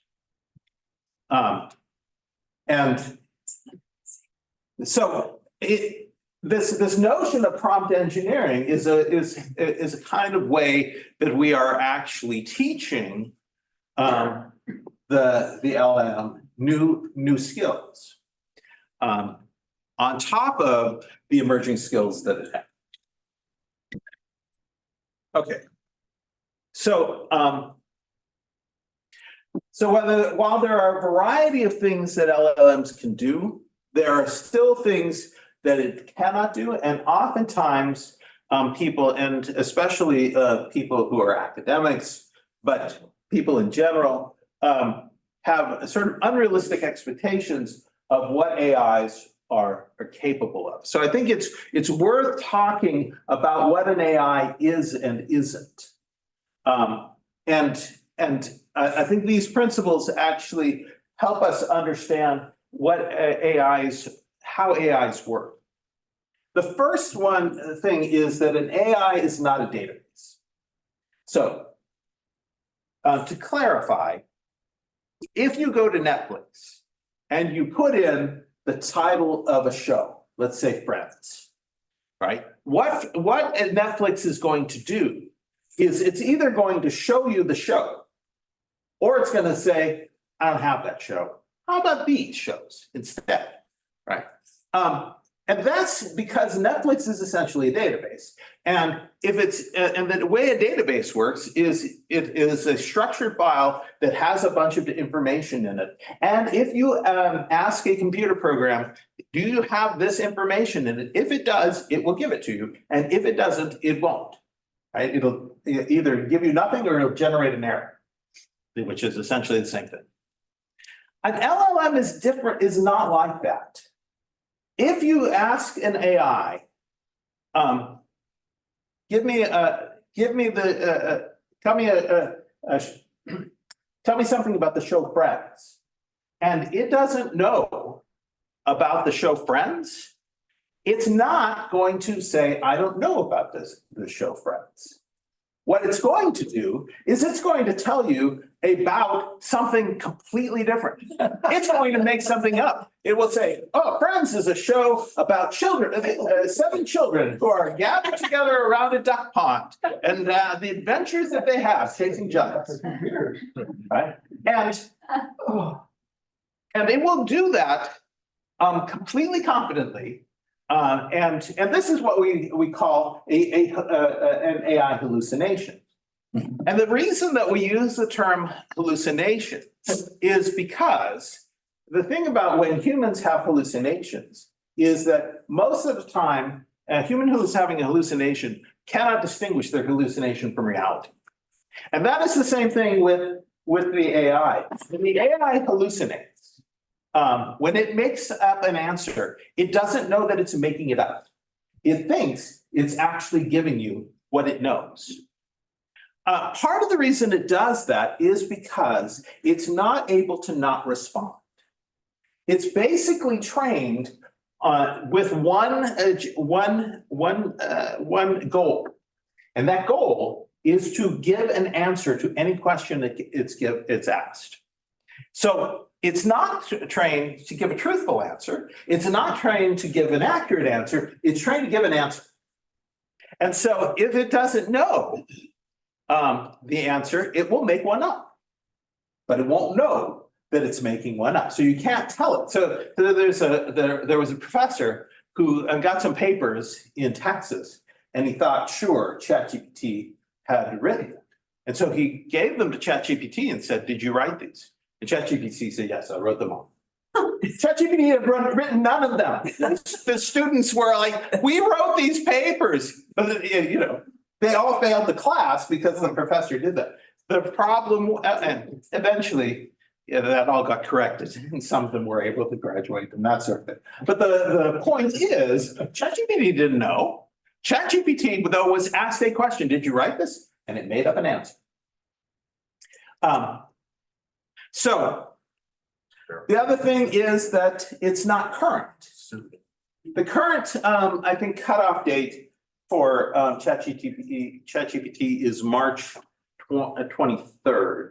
So anything that has happened since March 23rd, it won't know about. So if you ask it about the Trump trial in New York, for instance, right, that it won't know anything about what has happened in that, because that's happened since its cutoff. And so it will make something up. And then it's just simply not perfect. Occasionally, it just says things that are incorrect. And when you prompt it again, it gets it correct. I've had this happen multiple times. Like I was asking it to talk about a particular acronym, and it just made up what that acronym was. And I said, that's not what that means. And it's like, oh yeah, you're right. This is what it means. And it was right. So it knew it, but somehow it didn't give it to me the first time. Yeah. Can you ask it, are you sure? Does that do it? What does? Yeah, I mean, no. Asking if you're sure, it will say, of course I'm sure. If you start a new conversation, right? So that it doesn't have, so it will double down on what it's already said. But if you start a new conversation, so it doesn't have that in its sort of immediate memory, and say, is this statement right? And it is able to judge it sort of objectively, then it will say, no, that's incorrect. So, so one of the ways of fighting hallucinations is that the computer scientists use is to have essentially two versions of it running at the same time. And then when it comes up with one answer, have the other one check it. And then if they both say, yeah, that's the right answer, then give it to the user. At this point, the companies aren't doing it. This is what people are doing, writing programs to do on top of it. And also, it's not biased. Now, it will try hard to be unbiased. One of the things that the tech companies have spent a lot of money on is what is known as reinforcement learning from human feedback. And basically what that means is before they released it, they had humans look at the responses that it gave.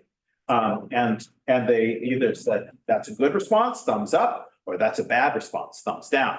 And anything that was biased in any way, anything that was sexist, racist, homophobic, anything like that, got the thumbs down. And then they took all those and they retrained the model so that it would understand what was good, what were good answers and what were bad answers.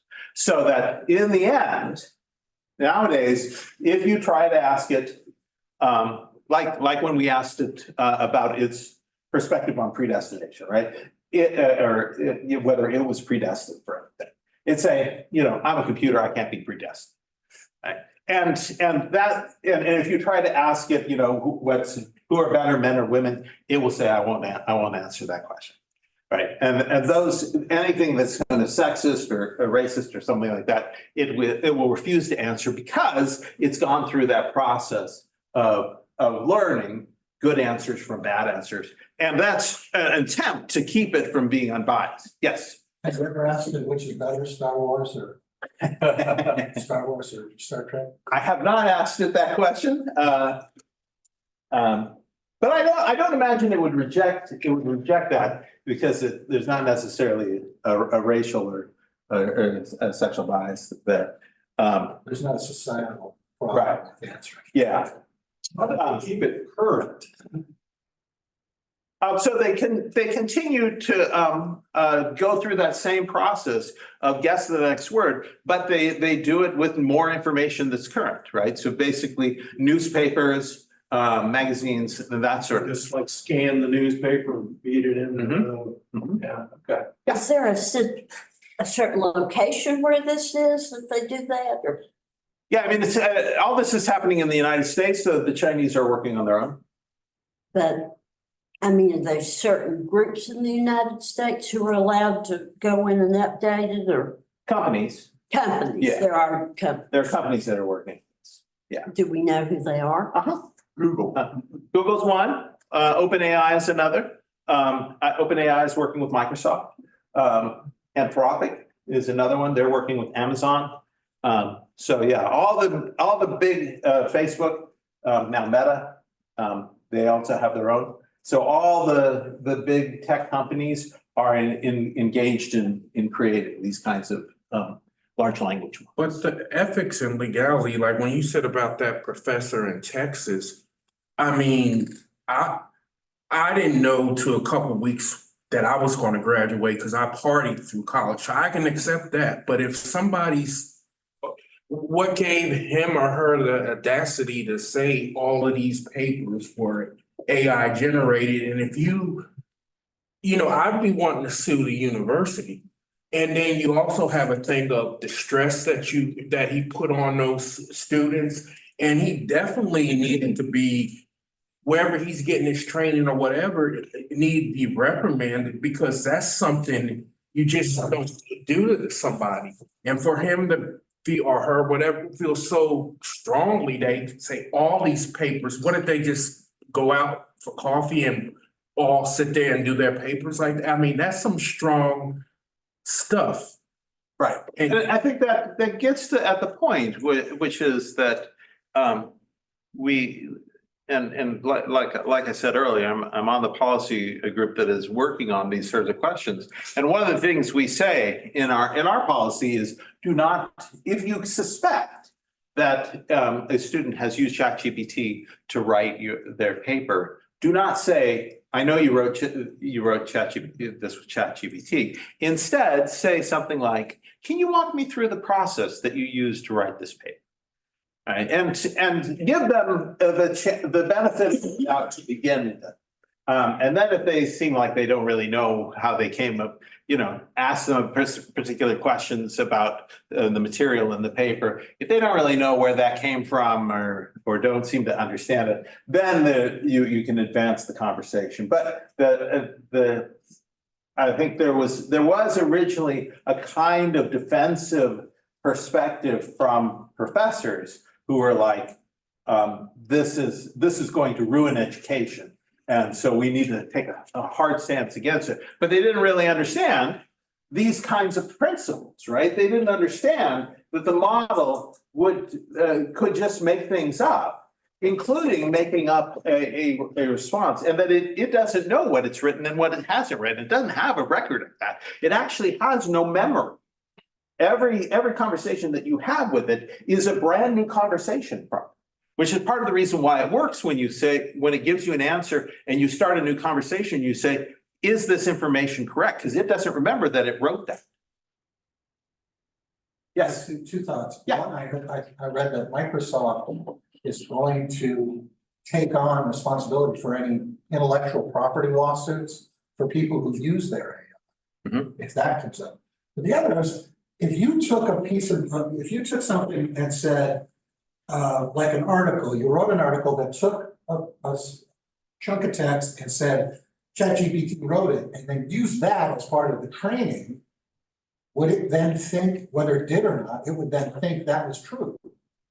Yeah, of course, it doesn't memorize things, right? So it's not that straightforward. Yeah, right.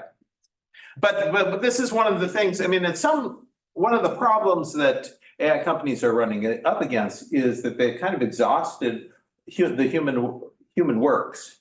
And they need more data. So part of the thing that they're doing is using data that's text that's been generated by ChatGPT to train ChatGPT. And there's questions about whether that's going to lead to a kind of problematic outcome. This is the synthetic data problem. We'll see. It's not clear. Okay. Any other questions about this before I go on to talk about AI art? Okay. So. You did talk about how when these models become really big, they develop capabilities that were unexpected. Mhm. Has anybody thought about what happens when computers become quantum instead of classical? And then what will AI look like? Yeah. It's At not a this fair point, question. I've actually listened to a podcast of a guy who's working on quantum computers. And at this point, quantum computers are really good at simulating quantum states, but they're not very good at doing a sort of classical computer functions. Right. And so he argued that there's a big gap that has to be developed. But if we ever get to the place where we are able to actually simulate classical computer functions on a quantum machine easily, and then it would seem like the sky could be the limit, right? At least in terms of the speed of processing. Or maybe there's a quantum implementation of these ideas instead of a classical implementation. There have been some people who are kind of working on trying to explain some of the things that AIs are doing using sort of quantum ideas. There's this notion of AI superposition, where there are multiple that when you ask an AI to do something, it actually generates multiple simulations, and then that when it actually says something, there's a collapse of the wave function and that sort of thing. I think that's mostly analogy and not actually real, but it's one of the ways that people are trying to get their heads around what exactly is this thing doing? Why is it able to do these things that it hasn't been taught or trained to do? And I think this continues to be a large question. Yes. I have two things. Since you said that at any point in that data spreadsheet can be, we don't know what it is. So if it doesn't make sense to us, to the people who programmed it, that's one. And then you said that this program will give you an answer. So say somebody asks, okay, the computer is working. I mean, it's producing stuff. And it gets to the point that it continues churning data, and it gets to the point where they have to give an answer, and the answer will be maybe blow up that place. That is scary, because nobody told it to blow up that place or just press that button. Okay? If nobody is aware what this cloud is doing or what the data mean, and it is forced to give an answer, what's the probability that this answer will be one, bad, and detrimental? Right. So I think, I mean, that's part of the reason why they're doing these kinds of secondary trainings where it learns the difference between good and bad answers. is specifically so that it won't give bad answers and it will refuse to, if you ask it, how do I build a bomb? It will refuse to answer that. If you ask it, how do I break into a car? It will refuse to answer those kinds of questions. And because it's learned a certain kind of balance through the process of saying, this is a good answer, this is a bad answer.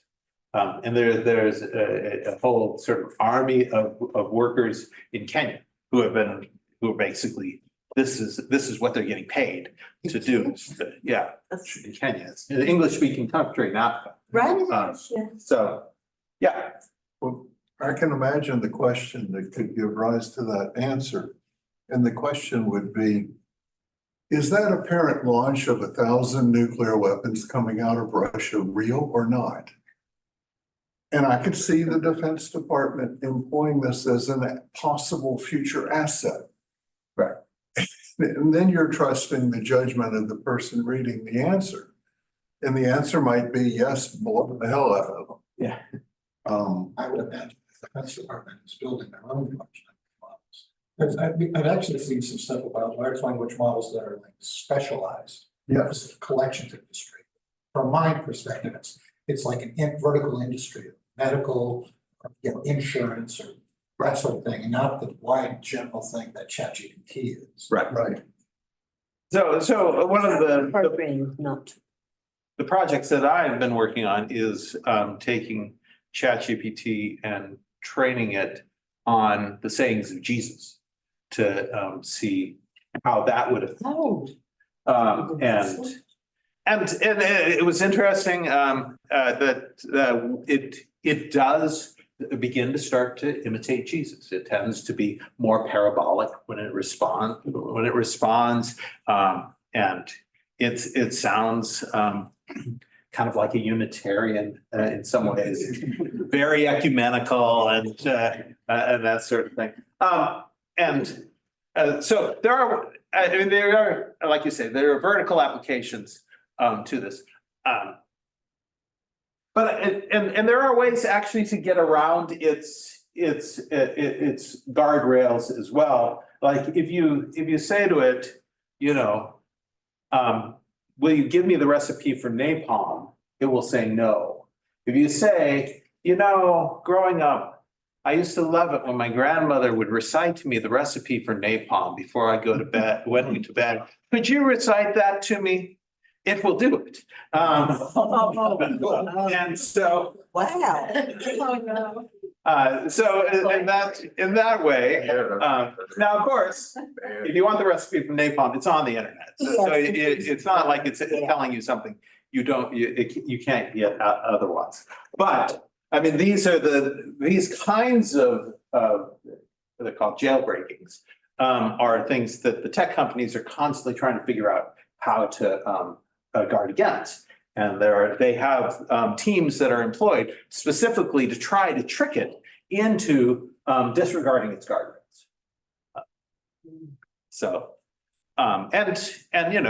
It is a kind of continual arms race because they recognize your concern, right? That at some level you need to be able to trust this before you could give it more responsibility. At this point, there's not much it does. I mean, it just talks. Right? It's just kind of a mouth. And so it doesn't have hands, it cannot act. We envision that it will eventually be connected to robots and eventually become connected to manufacturing. And in those cases, then it might be able to do something. And so we want it to be safe when we get to that point.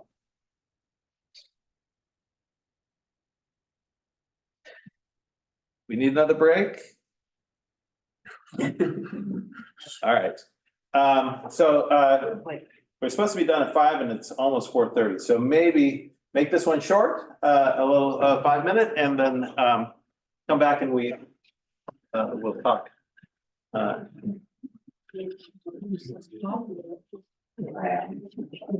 Can't help but be reminded of a famous line in a movie. I'm sure you'll remember. I love the smell of napalm in the morning. I don't know what happens if you try that. That's right. Oh, well. It's very. Thank you. Must be named Steve.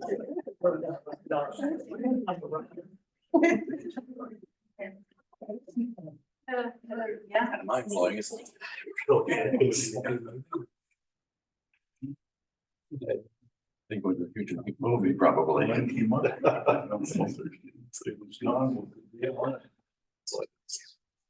of things, you plug it in there. That's great. Anyway, I'll see optimist, I said, it's what you're talking in there, as much as I am a technology optimist, as we're talking about this, and you know, it's increasing awareness of connection, you know, I mean, I think it's probably inevitable connection to robots. At some point, all I can picture is Terminator. And that's the picture that every magazine. when Oh, I they know, start, right? you know, that was my generation growing up, like, we're going to the theaters to watch, you know.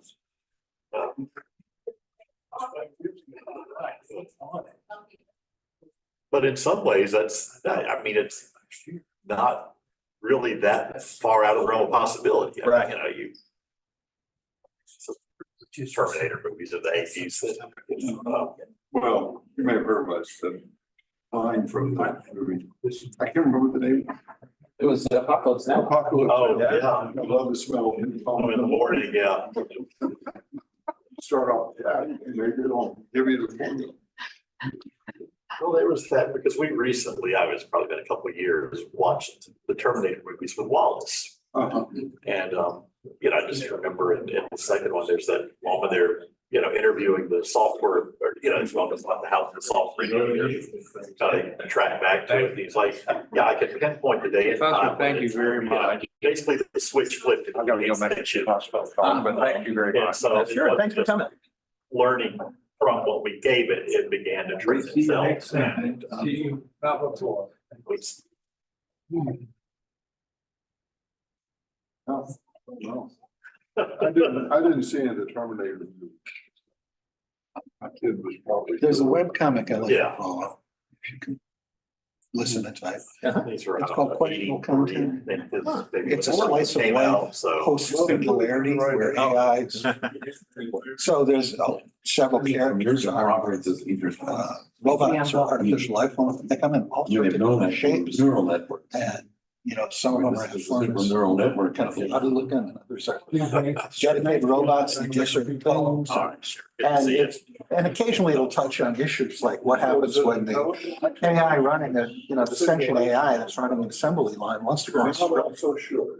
because it can't like leave, right? So, and then others where it did one where What's the a difference? female formed robot and a human female got together and, fell in love, had a relationship. And it's still kind of silly slice of life, but it's funny, but it also occasionally has some What's interesting going on in questions. your brain? It's. Well, that's from it.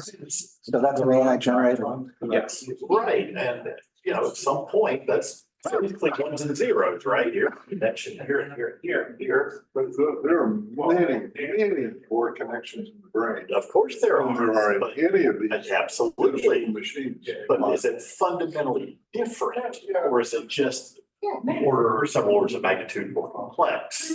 I would say quite a few orders of magnitude. Sure, but is it fundamentally any different, is what I'm asking, like, is. They're working on this and they have their guardrails in place and all that. There could be somebody somewhere in the world doing the same thing with no guardrail. Yeah, this is true. This is something that That's the people are danger. quite concerned about, yeah. So we don't, so it's somebody like me looking something, doing something, I have no idea for sure. There's no way for me to really know, am I in that protected one or in? Well, yes, I mean, so you know what website you went to, and you know what ones are connected to the US tech companies, right? So if you go to ChatGPT, then. That's in the US. Yeah, Okay. right, or if you use Microsoft Copilot or Spot, I mean, those Or Gemini. All of those. Did you go outside? I mean, there may be. Can I'm having some trouble here, maybe. Oh, sorry. Yeah. Because I'm trying to get it to Still mind boggled. go back to the main. Oh, scary. And I had it just a second ago. Go back. Isn't it scary? That. One right there. Takes over. Oh, that's not what you're asking. Yeah, so I need to, I think I need to reshare. I think I Science fiction shared novels. the screen, and when I click that, Someone's a problem. I would think it would come up here, but it doesn't seem to have. Yeah, and they got. And I think maybe that's. This is. But. But. I think this is, the idea like. This is gonna have limited control, but this is, Would be operating. I mean, this is just viewing your screen share. Notice. Okay. But, I mean, you can, yeah, obviously stop it from here and reshare. There we go. That's. Kind of mind blowing, isn't it? Yeah, it's very long. I don't want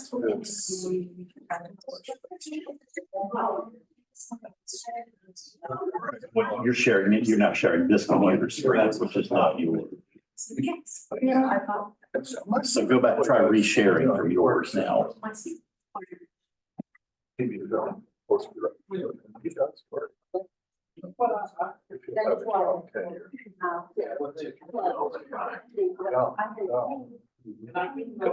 Just like the writers. That's right. Okay, thank you. Yeah, did that get you what you needed? It did. Okay. It did. There it is. Oh, that was sort of what the writing was, right? That's what they did, yeah. That was part of it. That was part of it.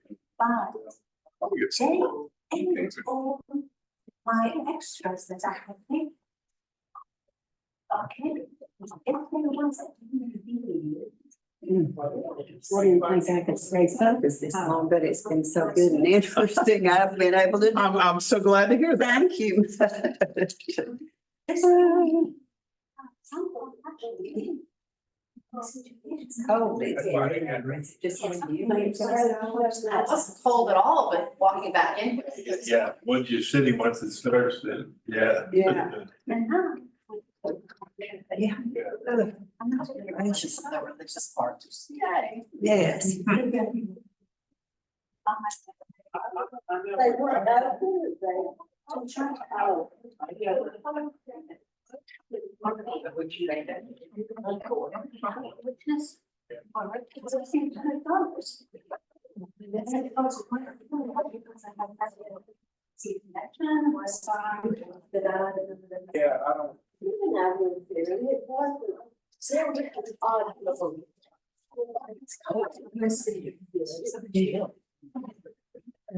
Yeah.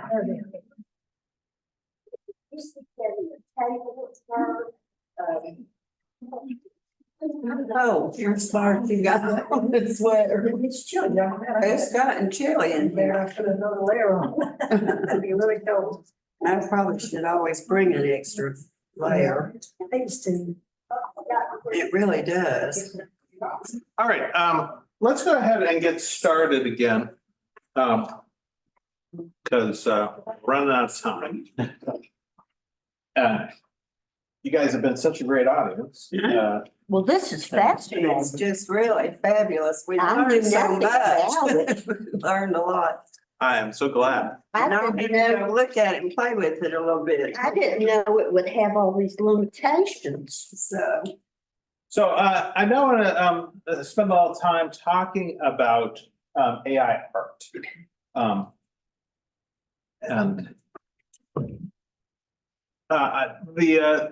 the framework I want to use is the notion of special things. So there is a scholar of religion named Ann Taves, and she wrote a book called Religious Experience Reconsidered, a Building Blocks Approach to the Study of Religion and Other Things.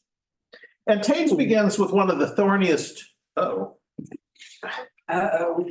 it happened. It's coming back.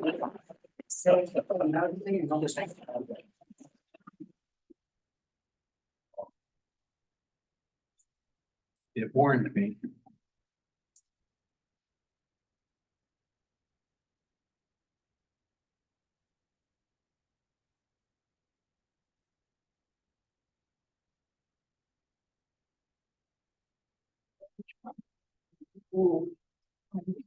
Yeah. That's hard. Every time you do that, it's hard to get it off.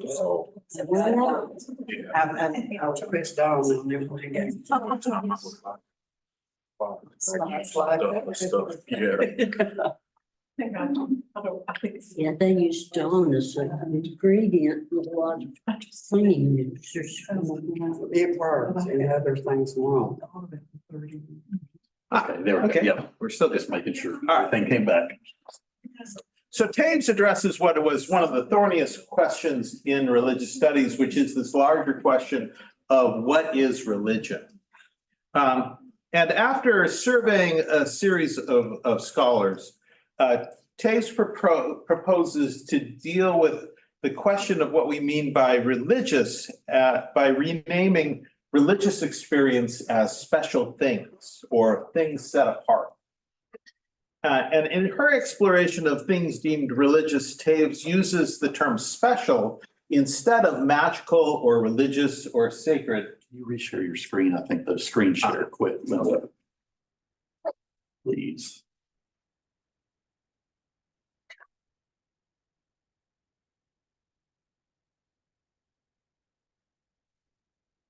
I seem to. Oh, yeah, you're out of the Zoom meeting, I think.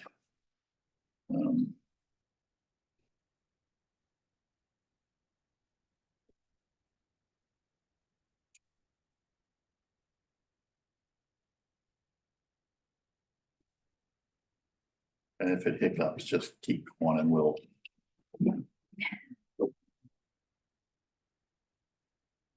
Okay. Okay. Easy enough. Thank you, sorry.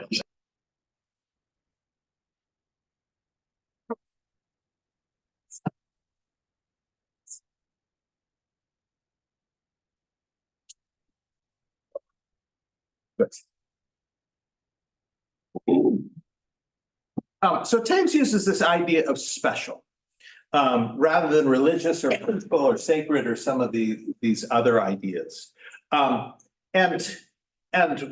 what her point is that special things are things that are set apart in a variety of ways. Sometimes they're set apart in positive ways.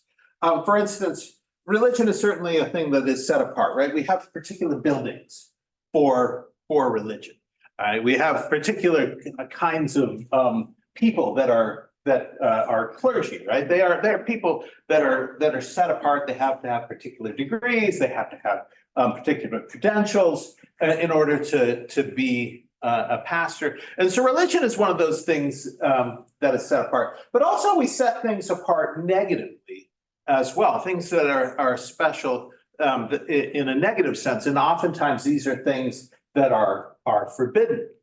And so we can see this in not necessarily in our culture, but certainly it becomes clear when we look at in the Jewish religion, where there are certain kinds of foods that are not kosher, right? You're not allowed to eat them, and those are set apart in a negative kind of way.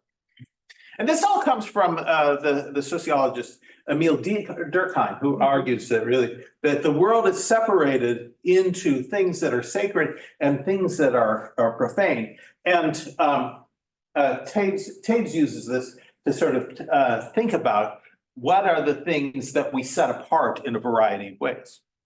And this actually comes out of the book that I'm writing with Tracy Trothan, who's a professor up at Queen's University. And we think that this notion of special actually is applicable to AI. That a lot of times when we talk about artificial intelligence, we talk about it as a kind of special thing. And so and when we look at these notions of things that are set apart in negative sense, one of the things that we are hearing more and more about is an attempt to set AI apart in terms of regulation. Right, so this is a picture of on the left, On the left there is a vice president from IBM. On the right is the CEO of OpenAI. Both of them are big into the AI space. And they basically appeared before Congress to say, please regulate us.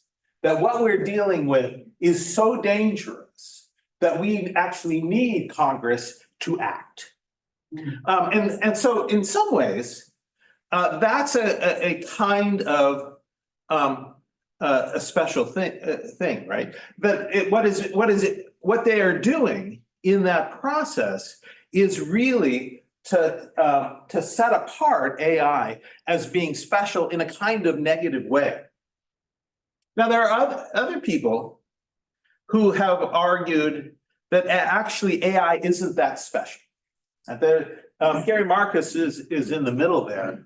And Gary Marcus thinks AI is just math, and that people are actually giving it too much credit.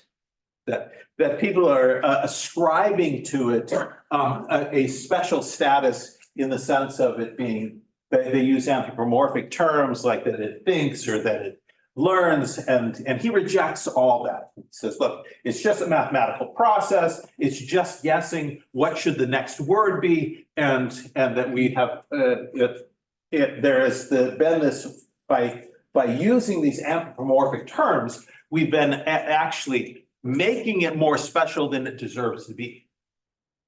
And so I think it's interesting, right? That on the one hand, the talk about ChatGPT, and actually, if you spend a lot of time with it, your experience of it often will be that you're actually dealing with some kind of special thing, something that we've really not seen before, and that it actually seems to have feelings and intelligence and that sort of thing. And that the dialogue around it, the cultural discourse around that, is to actually make it out as though it's something special, right? A unique intelligence that we have never seen before. That is different than our own human intelligence, and yet an analogy with it. But Gary Marcus thinks that that's all wrong. Nonetheless, he still thinks it needs to be regulated.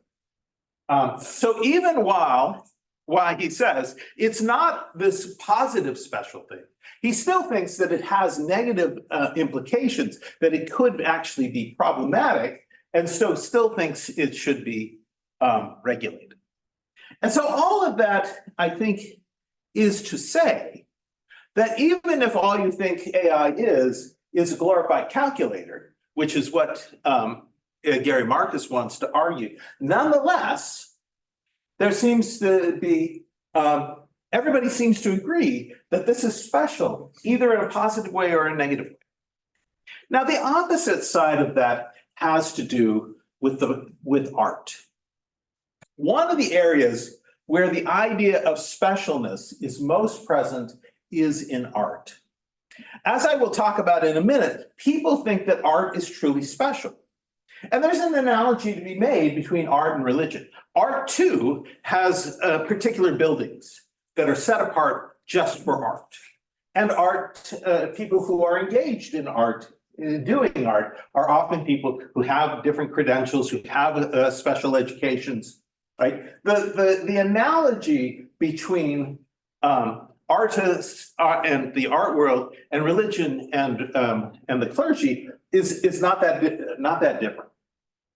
And the reason that we talk about this art as being special is that the people who we esteem as being great artists seem to be tapping into something that's more than, that's human, but often more than just human, right? The great artists, those works, I mean, I do a study abroad to Paris and Rome each summer. I take a group of students, and we always go to the Sistine Chapel. I have never, I never fail to be impressed as I walk into the Sistine Chapel and I see the ceiling that Michelangelo has created.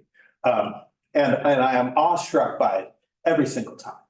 Right? There's something about that truly beautiful art that affects us in a unique way, right? That seems to be getting at something that's really special. And so it was actually because that seems to be art seems to be a uniquely human thing.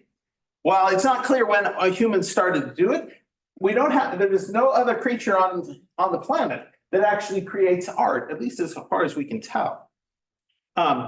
So it seems to be this unique thing. And because it seems to involve these processes that are creative and imaginative, you would expect that this would be the last thing that computers would be able to do. And then in the summer of 2020, we found out the reverse was true. That you could actually call the summer of 2020 the summer of AI art, because there was a variety of AI art generators.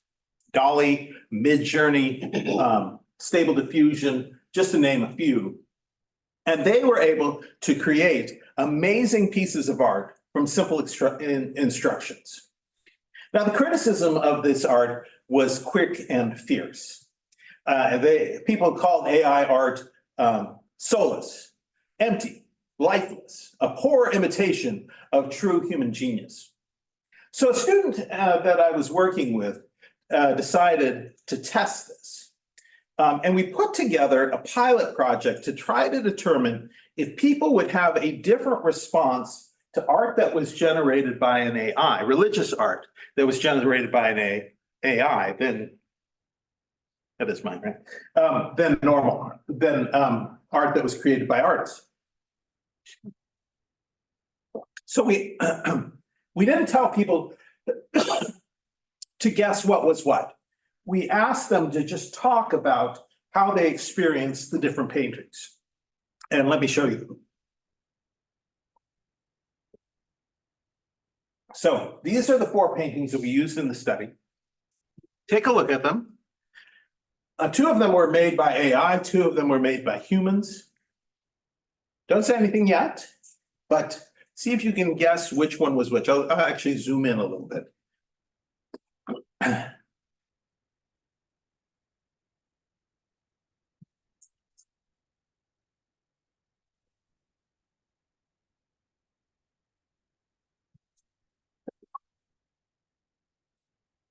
Okay. These are paintings, right? Yeah. Which one of these was made by AI? Which ones were made by humans? What do you think? Is the third one a sculpture? Well, they're all paintings. Paintings. Two looks like it's on my grandma's wall. Yeah. Giveaway, isn't it? Yes. Yeah, that's Bernard Solomon's Jesus, right? Yes. That's hanging in almost every church Yes. in America, right? Being that white too. Yeah. I'd say 1 and 4 AI. 1 and 4. Or 2 or 3. I think 3 is AI. I think 1 and 3. And 1. All right, there does not seem to be a consensus. Here are the right answers. I thought that was Number AI, 1. and I thought that might be. Now, Well, I got 1 I knew that it had to be, right. But I wondered about that one, so. Yeah, because when we asked people, so you can see, so number 1 is an AI generated. Number 2 is Bernard Solomon's Jesus. Number 3 is AI generated. Number 4 is called the Good Samaritan by Kunst. Oh, my goodness. Yes. Wow. And It's Kunst. Oh, that Kunst, okay. yeah. And when we asked people this is largely students. We interviewed, we surveyed 100 different students roughly, and we asked them which one they found meaningful. And what you can see there is that Kunst actually comes out on the bottom right there, right? People don't really get that, and part of that I think is because we didn't tell them the title. But in terms of the other ones, basically, they're equivalent. right? The human art and the AI art was basically considered very meaningful by about the same number of people and somewhat meaningful by the same number of people. You couldn't tell from the survey which ones was created by AI art and by AI and which ones were created by human. And so what we found is that if you don't know, that it actually is difficult to tell, and that people can actually have meaningful experiences viewing AI art in the same way that they can have it viewing human art. So art, Eliade, one of the great scholars of religion, defined art as the hierophanization of matter. That is to say, the discovery of the sacred manifested through the substance itself. And often the artist was seen as simply a vehicle for their muse, who was their inspiration. And in religious art, that was often thought of as the divine. And yet in contemporary art, the artist has gradually faded. Postmodernism, with its emphasis on the death of the author, did not exempt painting. Contemporary art is less seen as an artist enacting their vision and more seen as a manipulation of light and color and expression. Sometimes the subject was cultural, sometimes the subject was political, but it was the art that spoke and not the artist. But art did not cease to be special because the artist faded from view. Contemporary art museums and galleries didn't close up. They continued to be places where interesting and provocative work was shown. But the emphasis is on the art, and the likes of people like Rembrandt or Michelangelo or Caravaggio seem now a distant memory. Even people like Pollock or Warhol or Matisse are becoming faded recollections. When it comes to AI art, then there are a number of issues beyond the question of whether it's special. I'm going to address these in two different ways. First is there is a whole new cadre of people who are themselves AI artists. And they have started, you see them a lot on Twitter, started places where they are creating their art. There was, you probably read about this, a work of AI art that actually won a county fair art competition. And this caused a great deal of consternation. And there are a number of questions that arise from this. The question of ownership of AI created materials is a thorny one. At this point, the major AI providers have given up claim to any art created by their AIs and have generated and ownership belongs to the person who requested the generation. But the Patent Office and attempts to copyright or trademark AI generated art have thus far been refused by the government in the United States. The thinking seems to be that the artist is not a human being, and thus only human created artworks are subject to copyright. And yet AI artists have taken umbrage at this notion, arguing that if it wasn't for them, the art wouldn't have been generated at all. And then there is even more contentious is the question of human artists whose work have been used for the training of AI art generators like DALL-E or Midjourney. The question is whether the use of that art for the purpose of training an AI constitutes an infringement of copyright. Thus far, the courts have not found for artists. Copyright infringement is largely seen as about the exact reproduction of art apart from legal permission. But the AI doesn't reproduce anything. it generates novel productions every time. And while it may borrow elements and style from human artists, the art it creates is not a copy of theirs. It's something new. Take, for example, these two pieces of art, right? On the left is Warner Solomon's Jesus. On the right is another picture of Jesus. The prompt for that was to create a picture of Jesus in a garden in the style of Warner Solomon. And you could say that there are some resemblances in terms of style between that picture and some of the pictures that Solomon made, but there's no picture that Warner Solomon painted that looks exactly like that, or even kind of like that. So it's no longer possible to say, well, that's just a copy, right? It is actually not a copy, even if it borrows stylistically from an artist. Now, today, if you ask for a picture of Jesus in the style of Warner Solomon, it won't do it. It won't actually generate art in the style of artists who are still alive. If you ask for one in the style of Rembrandt or Renoir or something like that, it'll do that. But it won't do people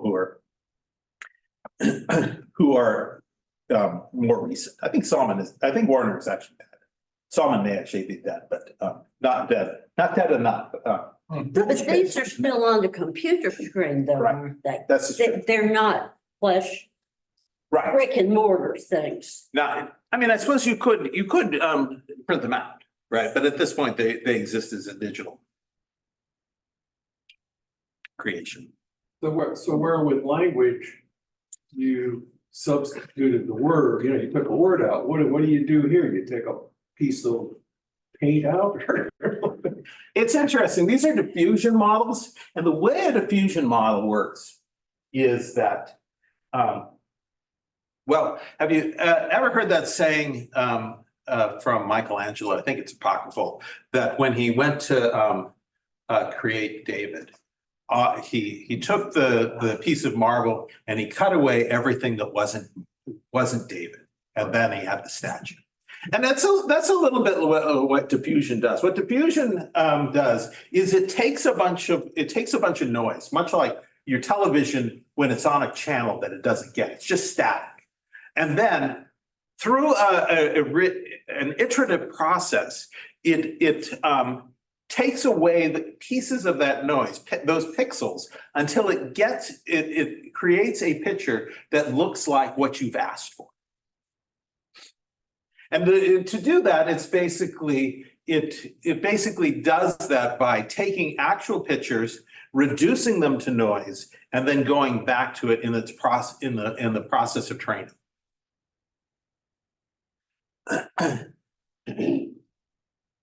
So the AI companies are taking steps to mollify complaints of artists, providing ways that artists who are alive can see if their art has been used to train the AI and to opt out if they want. What about the medium? I mean, a lot of what art is also about is the paint and the canvas and the actual medium. But if it's just pixels, right? Then what if somebody wanted to paint that? I mean, that would be pretty challenging, but I'm not even sure what I'm asking really, but these AI pictures are pictures. They're not paintings. Yes. And there's no medium except for the there is no paint involved, right? Paint. There's no canvas. There's no block of marble. Well, the different AI engines generate different kinds of art. The same prompt across the different AI engines would probably generate. Yes. Different. Nonetheless, it is always digital. The response It is always digital. That's Yeah. true. But there's digital artists. There are. If somebody's using a digital drawing pad, is that different than somebody thinking through and working with an AI to repeatedly trying to generate different pictures to come up with a prompt that gives the picture that they want? Right. So are those different? I mean, this is person who did that less Is it a different skill? They're probably less skilled, but different skill than someone who could draw with a Wacom pen? Right, and if you've tried to use with these, it's, I don't know. it's not actually simple, right? If you, I tried to make, like this particular picture, where I was trying to make it be two different alternatives, right? A positive one, a utopian one, and a dystopic one. That took multiple iterations before I actually got something that was close. And even still, it wasn't exactly what I wanted. Right, the process of making AI art is not actually as straightforward. If you just want to make something quick, like you could make a picture of a puppy or that picture of the church, and if you don't have a clear vision yourself, it will generate something that will probably be acceptable to put in a newsletter or something like that. But if you're really trying to actualize a vision, that's actually a much more difficult process. And using AI art tools, I mean, AI art generators become a kind of tool in that respect to try to generate these things. And so ultimately, I think this question, it raises a couple of questions. One is, what does it mean that AI art generators are able to be creative, that they're able to create novel artistic pieces? And then what does that mean about human art, right? At some level, I think the battle over specialness is really a battle over human specialness. We humans are actually unwilling to share a specialness with anyone or anything else. But as AIs approach and eventually surpass humans in a variety of ways, we'll have to think carefully about whether and in what ways we might consider AI special and what that means for humanity. And with that, we're at 5 o'clock. All seven of that, a little brother. Yes. Well, now if that person was asking AI to make a picture of Jesus in a garden, and that's it, well, from a religious perspective, I didn't ever see a picture of Jesus with his back to the world. Okay. And the way Jesus' hands are generated in that picture was one hand, see that hand with the finger pointing? This is not typically how artists Right. in the the famous artists depicted Jesus. So, I mean, if this is considered art, this is really low quality art to me. I mean, I mean, it's how discerning are the people looking at these things. And the second thing is, if somebody is going to use digital art to express himself and be able to put it actually, not ask GPT to do it, then it may come out to be different. Mm-hmm. But I think there should be a distinction there between the ability of a person to show his creativity through digital medium versus to ask the program to generate something. So the issue of creativity is really human, I believe, and there ought to be given more respect to the ability of humans to think, to make decisions, to be able to, okay, what's the mind? What's consciousness? Are the computers going to get that? Are we afraid that they may get it and we are not aware of it? Right. I really like this one of Jesus because Jesus is the light and he's pointing the way. I think it has a lot to say. And see, the AI would have heard those things about Jesus and you'd think, so I think that shows the light of the world pointing the way, and that's Jesus. Well, one hand's pointing, the On other one hand. hand, it's just up. But the pointing the way, Jesus' teachings point the way for us to live. So it's like AI got that out of that and put that there. I don't Well, know. maybe, but you can just. That's just my thought process on that. I mean, Nobody else's. I do think that there's the question of, okay, so that is an interesting interpretation, right? Does it matter that the thing that generated this actually had no intention, right? I don't think that the prompt that she used to generate this said, have the finger pointing. All right, she just said, make me a picture of Jesus in the garden, in the style of Warner Solomon, and got that. But this is what we found in the study is that regardless of that, when people looked at it and didn't know it came from an AI, they found it meaningful, right?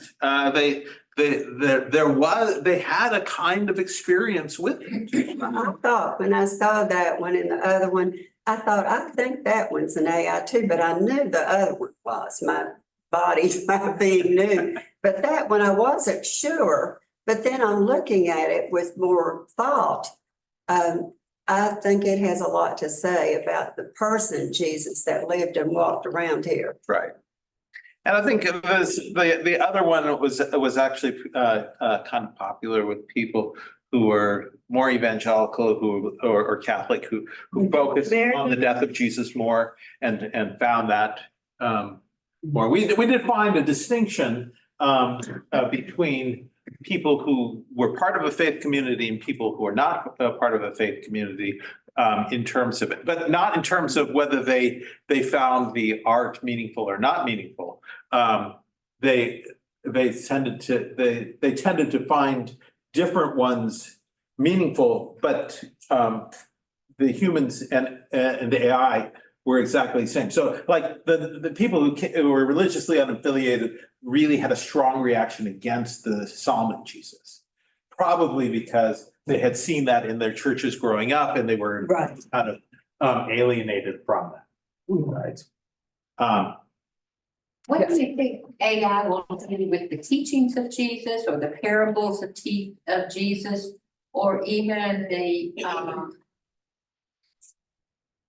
connection with a spiritual being? Yeah, I mean, so when we my research group, we fed an AI 29,000 versions of sayings of Jesus, right, in multiple translations. And what we found is that what the AI did is sort of incorporate that into its own kind of way of responding. And so it started sounding a lot like Jesus. It sounded a lot like Jesus in the Gospels. It got a little more defensive than it would have been, because oftentimes in the Gospels, you'll notice that when Jesus gets questioned, he's being questioned by the Pharisees and the Sadducees, and he tends to be kind of sharp with them. And so when we started asking it questions, it sometimes would get that way. It's like, if you only had faith, you'd get this. Right? Defensive there. Yeah. But it picked that up from Jesus. I mean, that's the kind of response that we see in the Bible too. So it was interesting.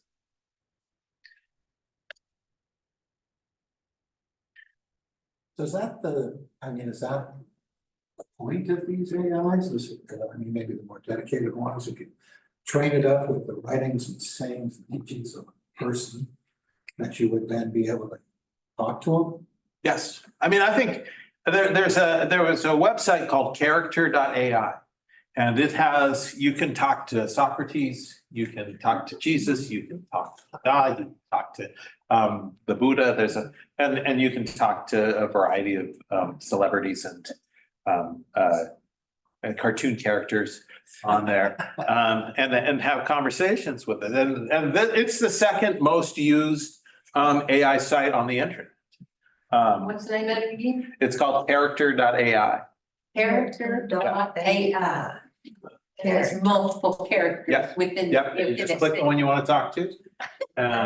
You can talk to the devil. Oh, my. So, yeah. So I have another student who one of the projects she's doing is she's Catholic and she's making AIs for a couple of different saints and is going to see if people will use it as an aid to faith. Right? That if Catherine of Siena is your favorite saint and you have her on your phone, will that actually increase your faith in that way? Is that what Robo Priest does? Yeah, I mean, I think Robo Priest is a little different, but I think it's the same kind of idea, is that to make something that is constantly accessible, right? Because AI is always there, just waiting to talk to you. And so it doesn't matter if it's 3 a.m. or if it's 6 in the 6th night or whatever. It's just there, and if you want to have a quick conversation with it, it's happy to do it. And it doesn't complain when you don't talk to it, and it's just so it is possible that these kinds of things will have a kind of market in religious reading. They might replace priests or something. Well, I think priests do other important things, right? If you're going through a diagnosis that's unfortunate, you want somebody to hold your want a hand, real person. not somebody that's just talking to you through a computer screen. But for I think less serious things, I think one of the things as we have more and more people who are incapacitated through aging and that sort of thing, the use of these kinds of aids might actually be way. We have a national crisis of loneliness, and I think that hits it at different age groups, and it's possible that AI could be part of the solution to that. We'll have to see.